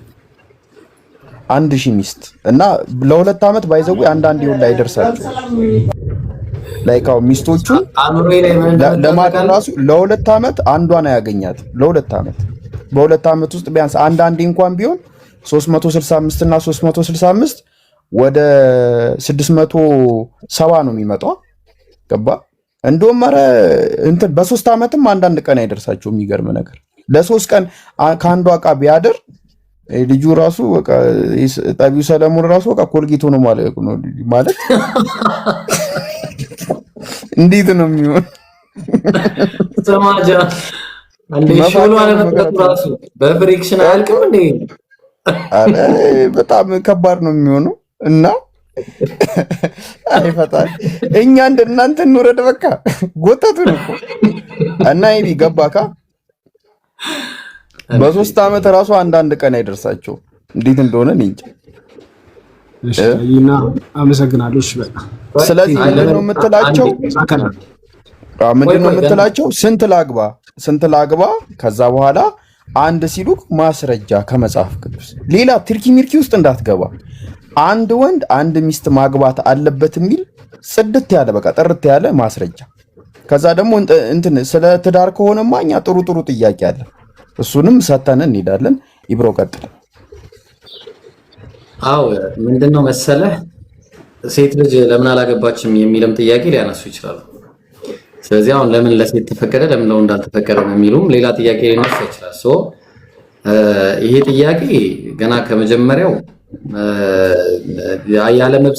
ያልበሰለ ሰው ነው ሲጀመር ልጅ የሚጫወት ሰው ነው እንዲህ አይነት ጥያቄ የሚጠይቀው።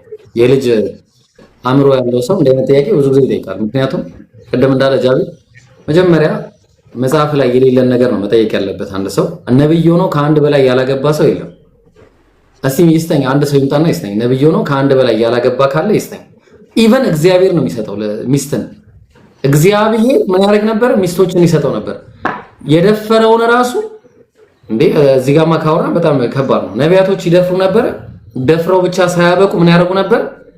ሌሎች ሚስቶችን እኮ ቢያንስ ጨምርልህ ነበር፣ ለምን እንዴት ታደርጋለህ እያለ ይናገሩ ነበር። ጥሎሽ ብልትን የሚሰጡ ነቢያቶች ናቸው። እንግዲህ ጥሎሽ መቶ ብልት ተቆርጦ ምናምን እንደዚህ በማዳበሪያ ወይ ደግሞ በጆኒያ አለዛ ኩርቱ ፌስታል ተከልክሎ ይሆን አላውቅም። ያው ምናልባት በሱም ተሸክሞ ምናምን እንደዚህ ይረካከቡ ነበር። 1 2 3 4 5 መቶ ብልት ወይ 200 ምናምን ለጥሎሹ ላይ ይሰጣጣሉ ነቢያቶች በዛ ጊዜ።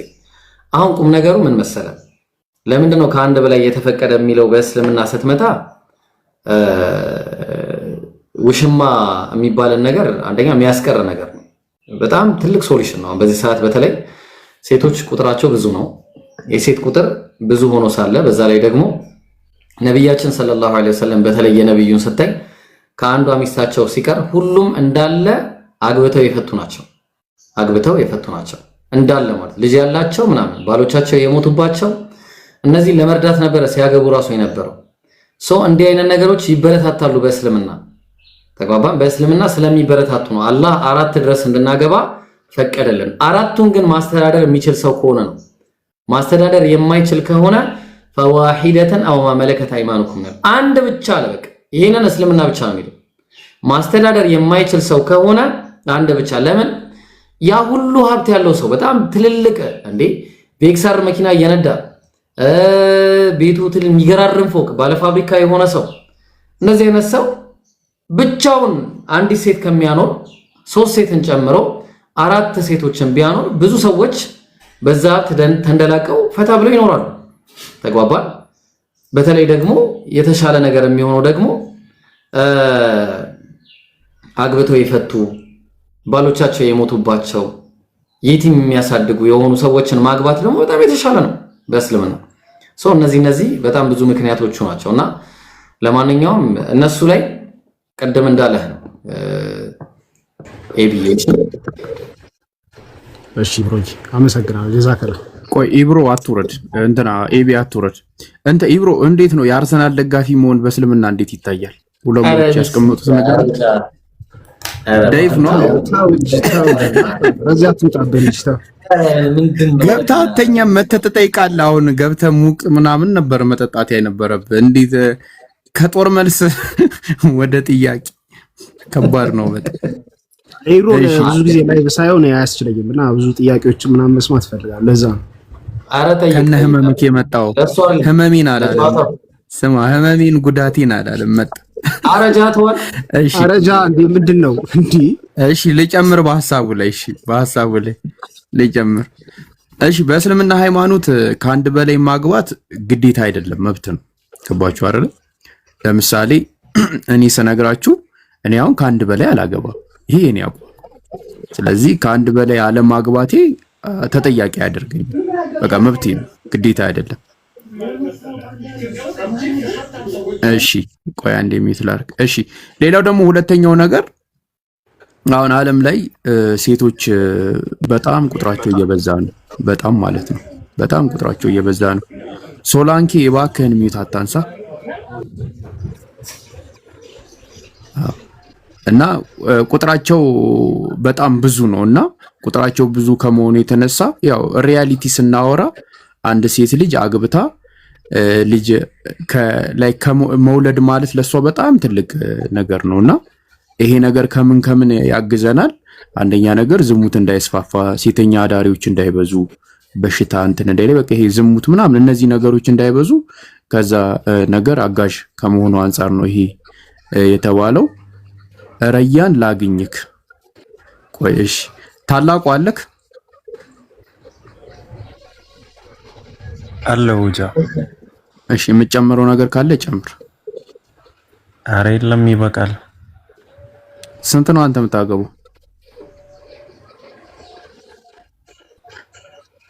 ኢብራሂም ነው እኔ ነው። ሌላ ሰው ካለ ሌላ ሐሳብ ግቡ። ስለ ትዳር አታወሩ፣ እኔ ያመኛል። እሺ አራት ነው ማለት ነው። አራት ነው ማለት ነው። በቃ እሺ ኤቢ ተመለሰልክ?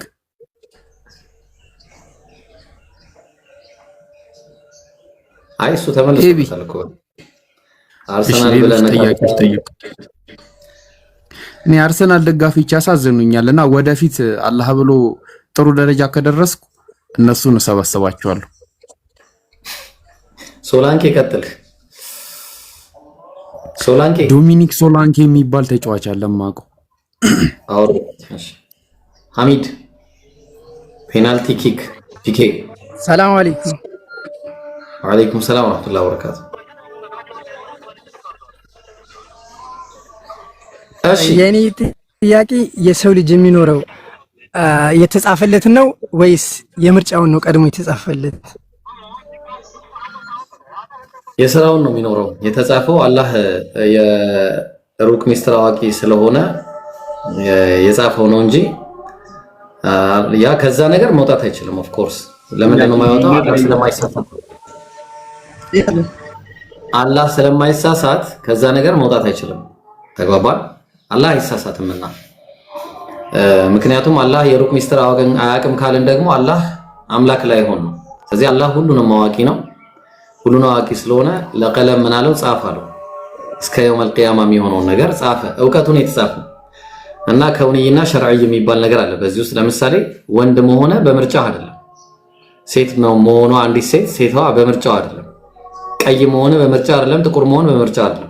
እነዚህ ከውንይ ይባላሉ። ይሄና የኔ የመሳሰሉ ነገሮች ግን ደግሞ ሸርዒ የሚባል በሸሪዓ በህግና አርጋ አታድርግ በሚል የሚደረጉ ነገሮች አሉ። እነሱ በነፃ ምርጫ ናቸው። አላህ ቁርአን ላይ እንዳለው ሱረቱል ምንድነው ሱረቱል ካህፍ ምዕራፍ 18 ቁጥር 29 ላይ ፈመን ሻአ ፈልዩእሚን ወመን ሻአ ፈልየክፉር ፈመን ሻአ ፈልዩእሚን ፈመን ሻአ አላህ የፈለገ ይመን የፈለገ ይካድ ነው እንዳለው ቁርአን ላይ ማለት ነው። ይሄ በምርጫና በራሳችን ፍላጎት የምናረገው ስራና በከውንይ በግዴታ የምናረገው የተለያዩ ናቸው ማለት ነው። ግልጽ ነው። ስለዚህ የተጻፈውን እንኖራለን። አዎ እንኖራለን። ለምንድን ነው? የአላህ ዕውቀት ስለማይሳሳት። ሐሚድ ሽክራን ጀዛከላህ። ማይሽ ቀጥሉ። ፒኬ ስሚዝ ሰላም አለይኩም።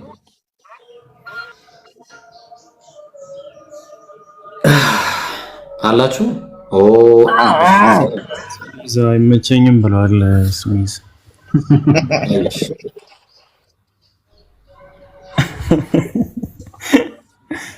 ኢብራሂም ይመቸዋል። ሰለሞን እሺ፣ ኢብራሂም ይመቸዋል። እሺ፣ ሰቃሚ ታደረግ እንዴ ሰለሞን ምንድነው? ቀጥል እስቲ አልክ። እዚህ ጋር ሌላ ሰው ነው እንትን ያለው። አይ ሽንት ቤት ሌላ ልጅ እየቀለደ ነው። ይቅርታሽ። እሺ ጥያቄ አለ? ገነትና ሲኦል በእስልምና እንዴት ይታያሉ? እንደዚህ በሃይማኖት ችግር ብቻ ሰው ሲኦል ይጣላል ብለህ ታምናለህ? አዎ። እስኪ አስረዳኝ። ምን መሰለህ፣ አንድ ሰው አላህ በነፃ ምርጫው ለምሳሌ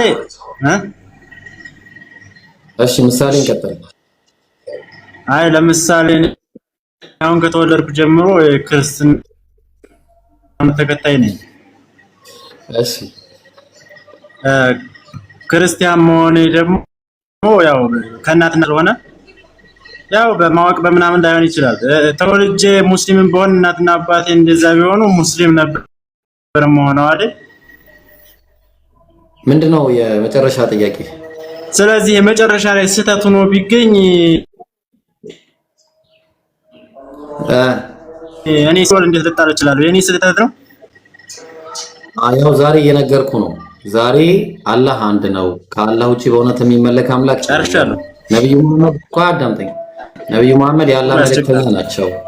የመጨረሻውና የመደምደሚያው መልእክተኛ ናቸው። ኢሳ አለይሂ ሰላም መልእክተኛ እንጂ ባሪያ እንጂ ነብይ እንጂ አምላክ አይደለም። ሰው እንጂ አምላክ አይደለም። አምላካችን አላህ የመጨረሻውን ሪቪሌሽን ለነብያችን ሰለላሁ ዐለይሂ ወሰለም ሰጥቷቸዋል። ተግባባን? ስለዚህ አንተ ሁጃ ቆምብሃል። ከዚህ በኋላ ምንድነው የምታደርገው?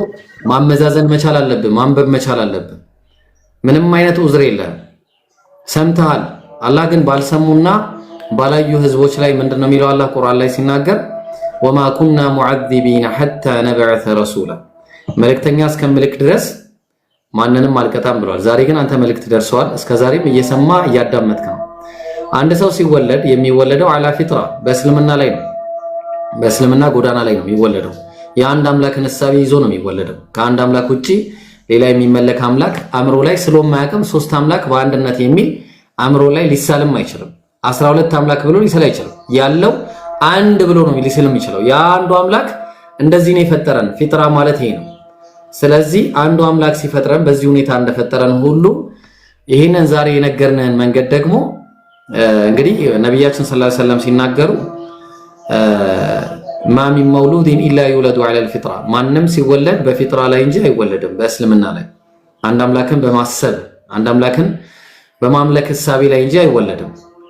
ግን ፈአበዋሁ እናትና አባቱ ዩሐዊዳኒሂ አው ዩነስራኒሂ አው ዩመጅሳኒሂ፣ ወይ ክርስቲያን ያደርጉታል አጥምቀው፣ አለዛ አይሁዳዊ ያደርጉታል፣ አለዛ ደግሞ ሌላ ዘውራስተሪያን የእሳት አምላኪ ሌሎችንም ያደርጉታል።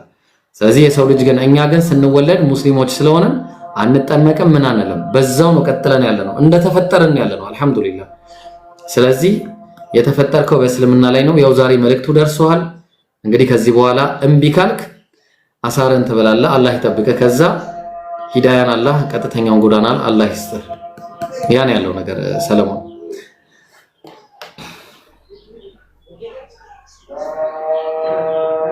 ጨምሩለት ወይ ደግሞ ጠይቁት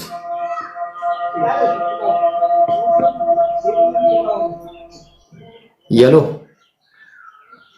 እሺ አህሚድ ጠይቃላ ታችሁ እሺ ሐቢቢ እሺ ጥያቄ ያላችሁ ሌሎች ካላችሁ መግባት ትችላላችሁ ቁጭ አትበሉ መታችሁ ባካችሁ የምታወሩ ከሆነ አውሩ ማለቴ ጠያቂዎችን ነው የምለው ኡስታዞችን አይደለም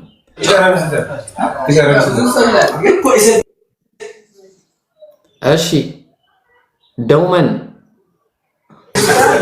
ሰላም አለይኩም ወአለይኩም ሰላም ወራህመቱላህ ኢብሮ እንዴት ናችሁ አልহামዱሊላህ ደህና ነው ሸዋል እንዴት ነው ትልቁን ረመዳን ለመተካት ይሆናል وصلى اللهم على نبينا محمد وعلى آله وصحبه أجمعين ماشي دوما اللهم على نبينا محمد وعلى آله وصحبه أجمعين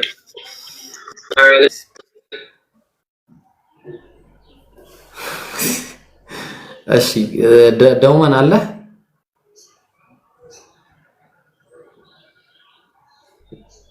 እሺ ደውማን ታችሁን በቃ እሺ ወንድማችን እሺ ያስሚን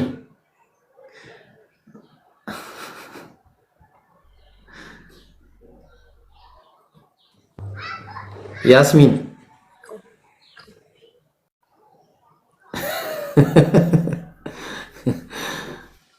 ምንድነው መሰሩት የገባችሁ ግን ሰላም አለይኩም ያጀም ወአለይኩም ሰላም ወራህመቱላሂ ወበረካቱ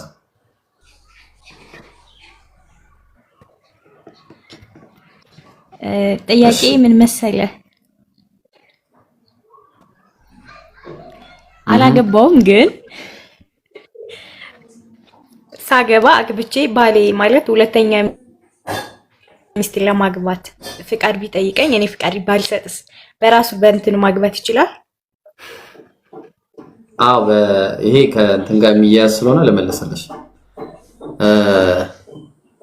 መጀመሪያ ሸርጥ አድርጋችሁ ከያዛችሁ ችግር የለውም ከዛኛው ጋር ትንሽ ተያያዥነት ስላለው ፈቶ አይደለም ከዛኛው ጋር ተያያዥነት ስላለው ምናልባት መጀመሪያ ሸርጥ አስቀምጠሽ ከሆነ መፍታት መብትሽ ነው አይቻልም ሸርጥ አስቀምጠሽ ግን ያው ማግባት ያው መብቱ ነው ኤኒዌይስ ፈቶ አጠይቁ እሺ ያስሚን go to the place under comment ፋይዛ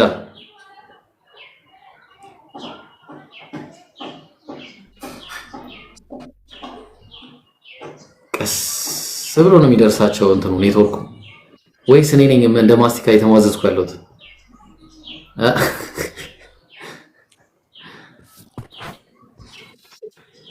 የት ነው ግን እኮ ወአለይኩም ሰላም ወራህመቱላህ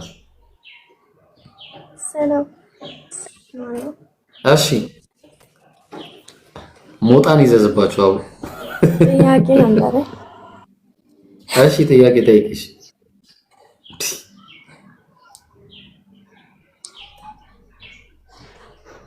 አረ ጠይቂ ላ ኢላሃ ኢላላህ ልጠይቅ ነው በይ እናቴ ኔትወርክሽን አስተካክለኝ እሺ ጥያቄ ያለው ሰው ያቀጥሉ ምንድነው ታዝጉን እየመጣችሁ በቃ ወይ አጠይቁም በቃ እኔ እኮ አሰላሙ አለይኩም ወራህመቱላሂ ወበረካቱ ወአለይኩም ሰላም ወራህመቱላሂ ወበረካቱ አይ ዛሬማ ኢብሮ ምን ሆናችሁ ነው እየተቻኮላችሁ ነው የምትሄዱበት ቦታ ቀጠሮ አላችሁ እንዴ አይደለም አይ እንዴ ስንት ሰው እናስተናግዳለን እኮ አሁን ራሱ አንቺ ከምታወሩ ጥያቄውን ብትጠይቂኝ ስንት ነገር አስተናግዳለሽ እሺ አይ የሆነ ጊዜ ጥያቄ ልጠይቅ ገብቼ ሌላ ጊዜ ትጠይቂያለሽ ምናምን ብላችሁኝ እኔ ስለናንተ የሆነ ጥያቄ ጠይቁን ብላችሁ እናንተን ማለት የሰለሙትን እዚህ ላይ ነፒኬን ነጃን ጠይቁ ተብሎ ወደ ላይ ወጥቼ ያ ጥያቄ እስከዛሬ ከጭንቅላቴ ውስጥ አልጠፋልኝ እና ልጠይቅ ወይስ አይቻልም ካልተቻለ ወርዳለሁ ወይ ነግረሻለሁ እንዴት መሰረት ነግረሽ እሺ ቀጥል ኦንሊ ሚ ያለ እሺ ወአለይኩም ሰላም ወራህመቱላሂ። እሺ ቆይ ኦንሊ ሚ አንዴ አንተ ምታርጋሽ ጥያቄ ነበረኝ። ስለ ጦርነት ጊዜ በነበሩ ሰዓት ባሮች ሴት ባሮች ያለ ፍቃዳቸው ይገባሉ የሚል ነገር ነበርና እሱ ላይ ክሊር እንድታደርግልኝ ፈልጌ ነበር። አዎ ይሄ ገኒማ ነው። ገኒማ ማለት ስለ ገኒማ ከሆነ ገኒማ እንግዲህ ምርኮ የሚባል ነገር አለ አይደል? ምርኮ ሲሰበሰብ አንድ ላይ ያው ለምሳሌ ነብያችን ሰለላሁ ዐለይሂ ወሰለም ያገቧት አንድ ሚስት ነበረች። እሷን ሲያገቧት ከገኒማ ነው ተግባባን። ያው ሚስት ግን ስትገባ በፍቃድ ነው። ሆኖም ግን በዛ ሰዓት እዛ አካባቢ ላይ የነበሩትን ሴቶች እንደውም አይተሽ ከሆነ ነብዩ ሰለላሁ ዐለይሂ ወሰለም ሲወስዱ ያችን ሴት ምን ተደርጎ ነበር መሰለሽ? ለአንድ ሰው ነበር የወሰዳት እና አይ ለሷ አትገባም፣ እሷ የንጉስ ልጅ ነች፣ ስለዚህ የንጉስ ልጅ ደግሞ ለንጉስ ነው የምትገባው ተብሎ የተሰጣት ሁኔታ አለ እና በዚህ ምክንያት በግዴታ የሚባል ነገር የለም። ተግባባን? በግዴታ የሚባል ነገር የለም። ኤኒዌይስ ግን ሚስት ምናምን ተደርጎ ይያዛል። ምን ነው ፈርተሽ ነው በግዴታ ይያዛሉ ብለሽ ፈርተሽ ነው? አረ አይደለም። ያው ማለት እስልምና ለሁሉም ነገር ምክንያት አለውና እንደዛ የሚባል ነገር ስሰማ ነገሩ በግልጽ እንዲሆንልኝ ፈልጌ ነው። ሌላኛው እነሱ ሊወሩ ሲሉና ሲወረሩ ደግሞ ለምሳሌ ግዛት በማስፋፋት እስልምናን ለማስፋፋት ግዛት የማስፋፋት ነገር ሲያደርጉ ይወረሩና ያው ተሸናፊዎቹም ይያዛሉ አይደል? በዛ ሰዓት ምን ያህል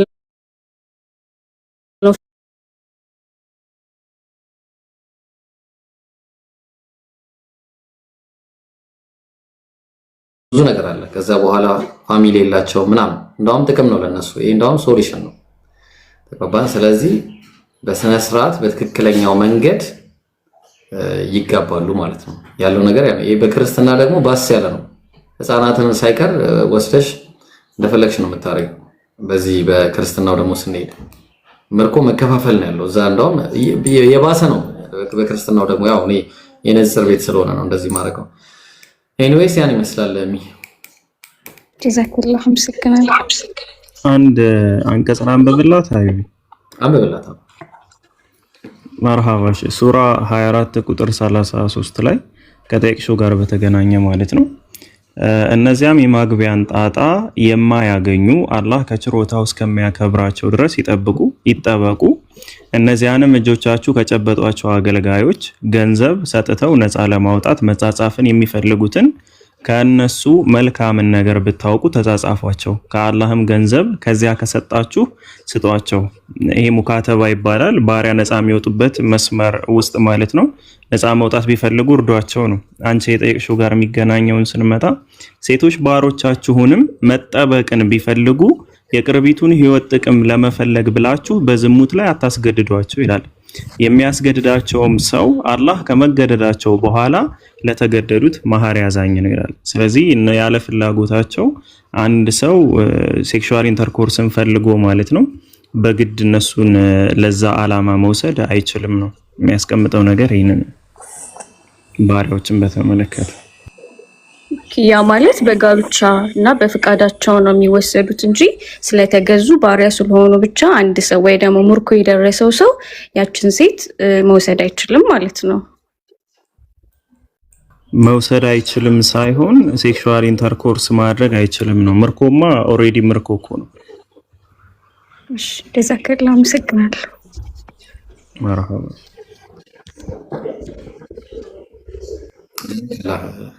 ነቲንግ ግባስኪ ኦንሊ ሚ አለ ሲያስተምረው።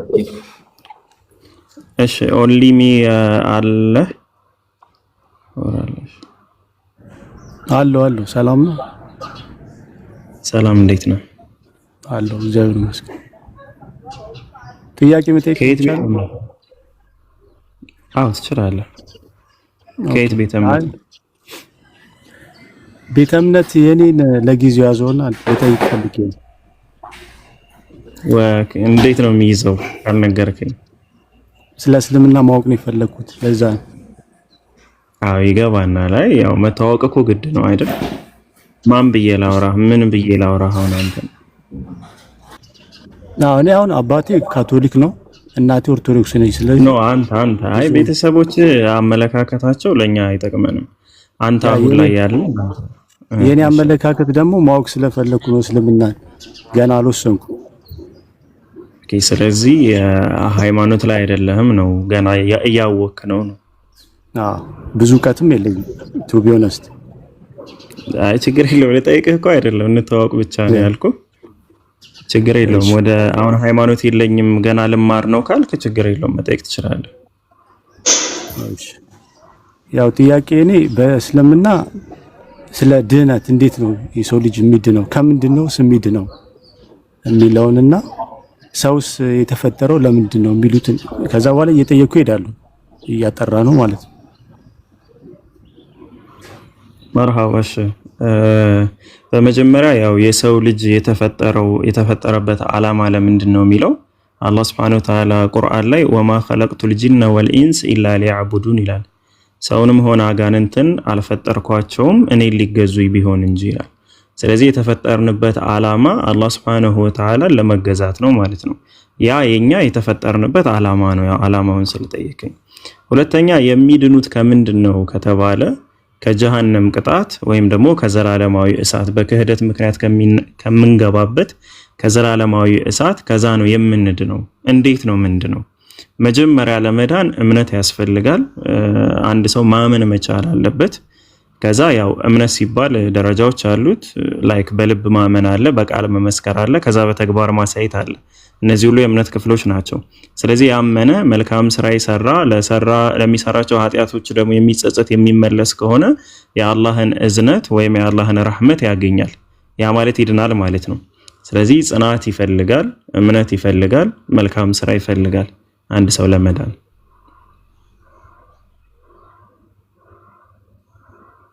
ኦሊሚ ኦኬ አይ እየተረዳው ነው። እንትን ለምሳሌ አንዳንዴ ሻሃዳ ምናምን የሚይዝ ሰው አለ ላይቭ ላይ ገብቶ ለምሳሌ አሁን እኔ ቢይዝ እስልምና ብቀበል ዳንኩ ማለት ትችላለህ? አሁን ሴም ታይም አንድ ሰው ላኢላሃ ኢላላህ ባለበት ቅጽበት ላይ ቢሞት ኖርማሊ ይድናል። ምንም አይጠበቅበትም። ያለፈውን ኃጢያቱን በጠቅላላ አላህ Subhanahu Wa Ta'ala ይምረዋል። እንዳልኩ መጨረሻ ግባችን የአላህን እዝነት ማግኘት ነው። አላህ የሚያዝንላቸው ምን አይነት ሰዎች ናቸው የሚባሉትን ነው መስፈርቶችን ያስቀመጥኩልህ ማለት ነው። ስለዚህ አንተ መጀመሪያ እምነት ሲባል እንደነገርኩ መጀመሪያ በልብህ አምነህ ከዛ በቃልህ በመሰከርክበት ቅጽበት ብትሞት አንተ ጀነት ነው የምትገባው። አማኝ ነህ። አማኞቹ በሙሉ ደግሞ ያው ዳኑ አላህ Subhanahu Wa Ta'ala ያስቀመጠው ስሙ ጫጫታ ነበር። ሱረቱል ሙእሚኑን ላይ ምዕራፍ 21 ነው። ቆይ ልይልህና ምዕራፍ 23 መሰለኝ አይ ቲንክ ቁጥር 1 ላይ አማኞች በእርግጥ ምዕራፍ 23 ቁጥር 1 ምእመናን ፍላጎታቸውን ሁሉ በእርግጥ አገኙ ዳኑ ይላል። ስለዚህ አንድ ሰው ካመነ ፍላጎቱን አገኘ ዳነ ማለት ነው።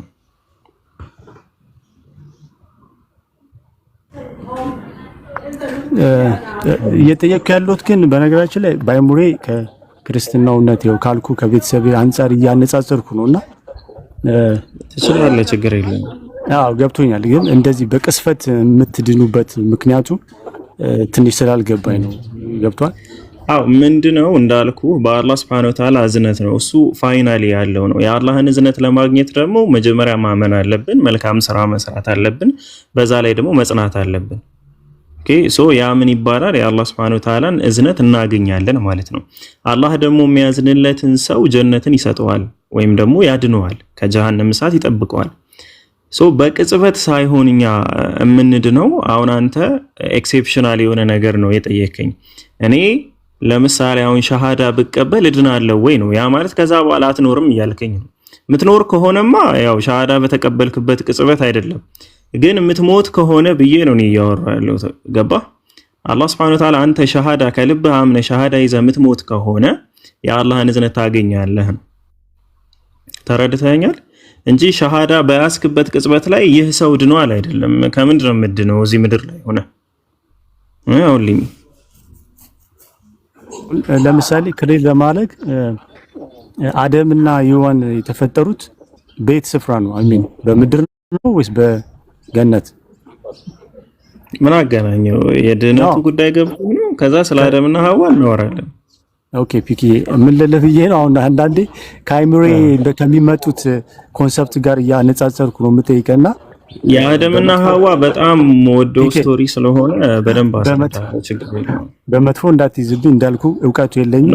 ነገሮችን ያነጻጸርኩ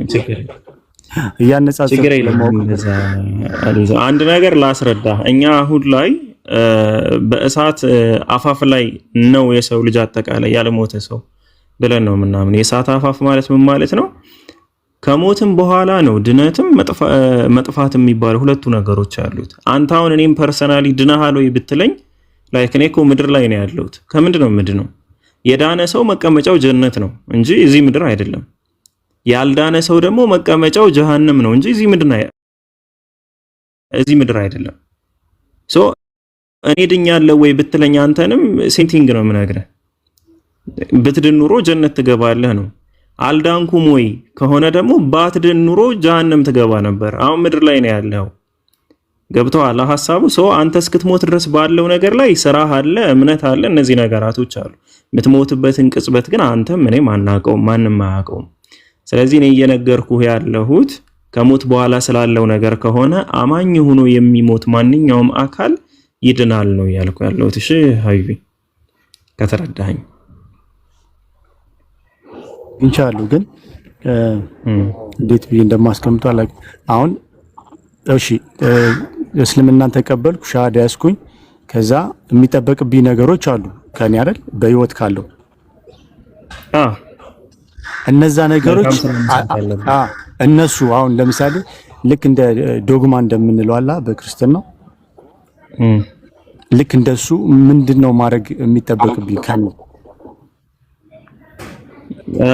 አምስት የእስልምና መሰረቶች አሉ። መጀመሪያ 6 የኢማን መሰረቶች አሉ። እምነት የሚባለው ነገር በአላህ ማመን፣ በመላእክት ማመን፣ በወረዱት መጽሐፍት ማመን፣ በነቢያቶች ማመን፣ በቅድመ ውሳኔና ቅድመ እውቀት ማመን፣ በትንሳኤ ቀን ማመን ማለት ነው።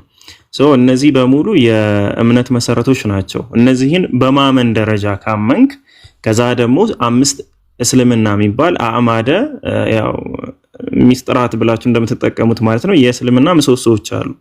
የመጀመሪያው ምስክርነት ነው። ኦሬዲ ምስክርነትን ሰጥተሃል አንተ አምናል ማለት ነው። ሁለተኛው ሰላት ነው። ሰላትን መስገድ መቻል አለብህ። ሶስተኛው ጾም ነው። ረመዳንን መጾም አለብህ። አራተኛው ደግሞ ምጽዋት መስጠት አለብህ። ዘካ ማለት ነው። በአማርኛ ምጽዋት ነው የሚባለው። እሱን መስጠት መቻል አለብህ። ካለህ ንብረት 1 ዓመት ከቆየው ንብረትህ 2% ወይ 2.5% ለድሆች ትሰጣለህ። ያንተ ንብረት አይደለም ነው። አዳምና ሔዋን የተፈተኑት እዚህ ፈተና ጋር ተመሳሳይ የሆነ ነገር ነው። ይሄ አራተኛው ነው። አምስተኛው ደግሞ በህይወት ዘመን ከቻልክና አቅሙ ካለ ሐጅ ማድረግ መቻል አለብህ። ይህንን ነገር ካደረግ ከቻልክ ነው አምስተኛው መስፈርት። ካልቻልክም ይህን ማድረግ ያለብህ ነገራቶች ናቸው። ላይክ አዕማድ የሚባሉት ነገራቶች በኢስላም እነዚህ ናቸው። ስለዚህ እነዚህን የምታከናውን ከሆነ ማለት ነው ጀነት ትገባለህ ኢንሻአላህ። እነዚህ ናቸው የሚጠበቁብህ ባጭሩ። እሺ ያው ግን በጣም ስለተራራቀብኝ ነው ከክርስትናው እምነትና ከሙስሊሙ ጋር ላይገናኝ ይችላል። ያ ግን አንተ ማሰብ ያለብህ እኔ ከክርስትና ቤተክርስቲያን እምነት የወጣሁ ነኝ ብያለሁና ምድር ላይ ሰዎች ለምን ተፈጠሩ ብዬ ሳስብ ክርስትናው የምትሰጠኝ ምላሽና እስልምናው እየሰጠኝ ያለው ምላሽ ቢያንስ አንድ ፈጣሪ እንኳን አለ ብዬ እንኳን ባምን ለምን የዚህን ያህል ዲፈረንስ ኖሮ የሚለው አይምሮ ውስጥ ይመጣል። ግን አሁን ወደ ዋናው ጥያቄ ወደ አደም ሐሳቡን ችግር የለው ወደ አደም ሐሳቡን አንስተዋልና 730 ሰው አለ። አንተም ብቻ አይደለም አስበህ የምናወራ ሰው ባነሳው ላይ አንዳንድ ነገር ማለት አለብኝ። ከዛ አንፃር ነው ትክክል ነው። ከክርስትናው አንፃር የተለያየ ምላሽ የተለያየ ነገር ታገኝ ትችላለህ። አንድ ማታገኘው ነገር ግን ምንድነው? ለምን እንደተፈጠርክ ነው። በክርስትና አስተምህሮት የሰው ልጅ ለዚህ ዓላማ ተፈጠረ ተብሎ የተቀመጠ ነገር የለም። ኦኬ ሶ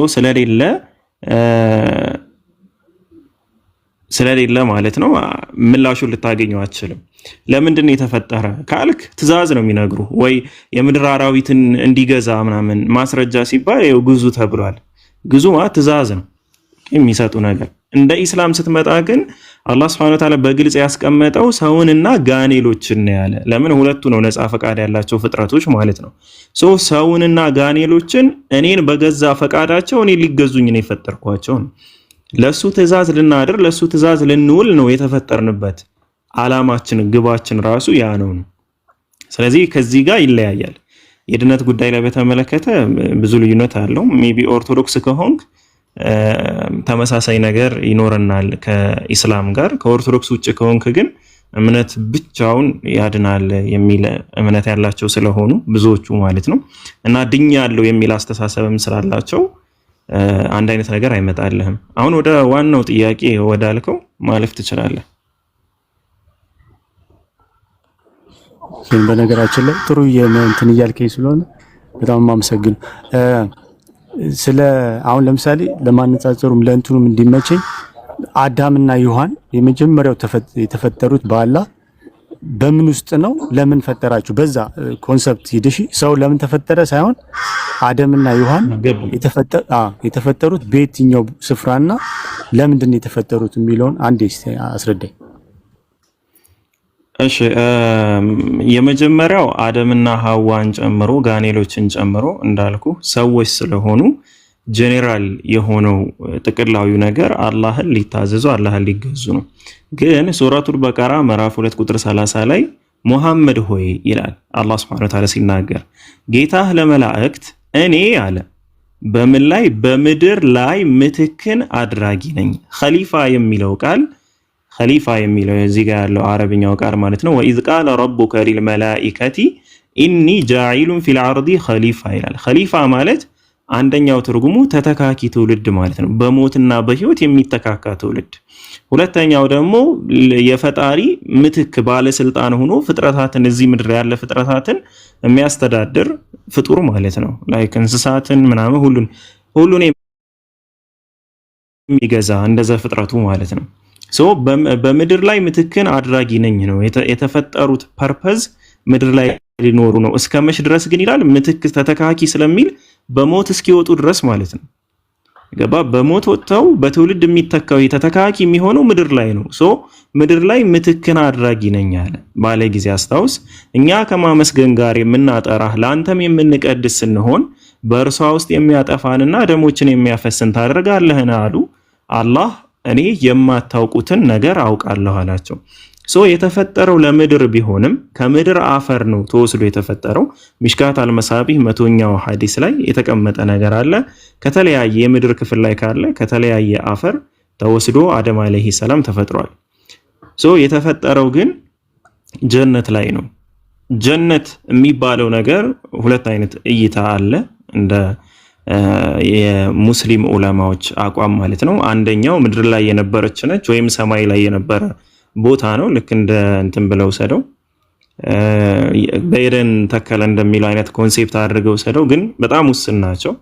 ሁለተኛውና ትልቁ እይታ ደግሞ ከሞት በኋላ የምንገባበት ጀነተል ኹልድ ወይም ዘላለማዊ ጀነት ነው የሚል አለ። ብቻ እዛ ጋር የገቡት ለፈተና ነው። ተፍሲር ኢብኑ ከሲር ላይ አንድ ሐዲስ ያስቀምጣል። ምዕራፍ 2 ቁጥር 37ን ሲያብራራ ለአጭር ሰዓታት ለፈተና ብቻ ጀነት ውስጥ እንዲገቡ ተደረገ። ማንና ማን? አዳምና ሔዋን ማለት ነው። አሁን ቀጥል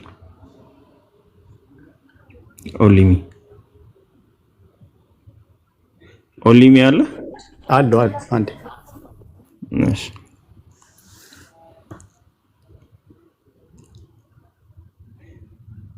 ሱብሃንአላህ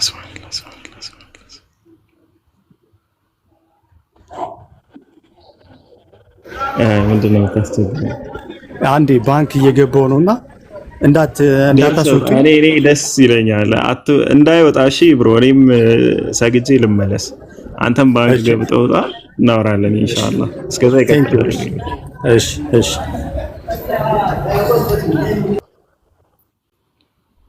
ሀቢቢ ሰግጄ መጣሁ። እሺ እኔም ጥያቄ አለኝ። እሺ ቀጥለ። ጥያቄ ማን ነው ተረኛ? ማን ነው? አንተ ነህ? እሺ አንደኛ ጥያቄ ማለት ነው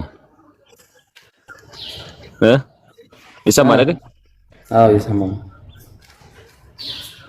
አይሰማም?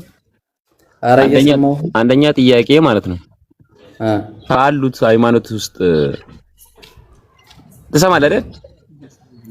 ያማል እና ካሉት ሃይማኖት ውስጥ ሙስሊም እንዴት እውነት ብለህ ወሰድክ አንተ? አንድ ጥያቄ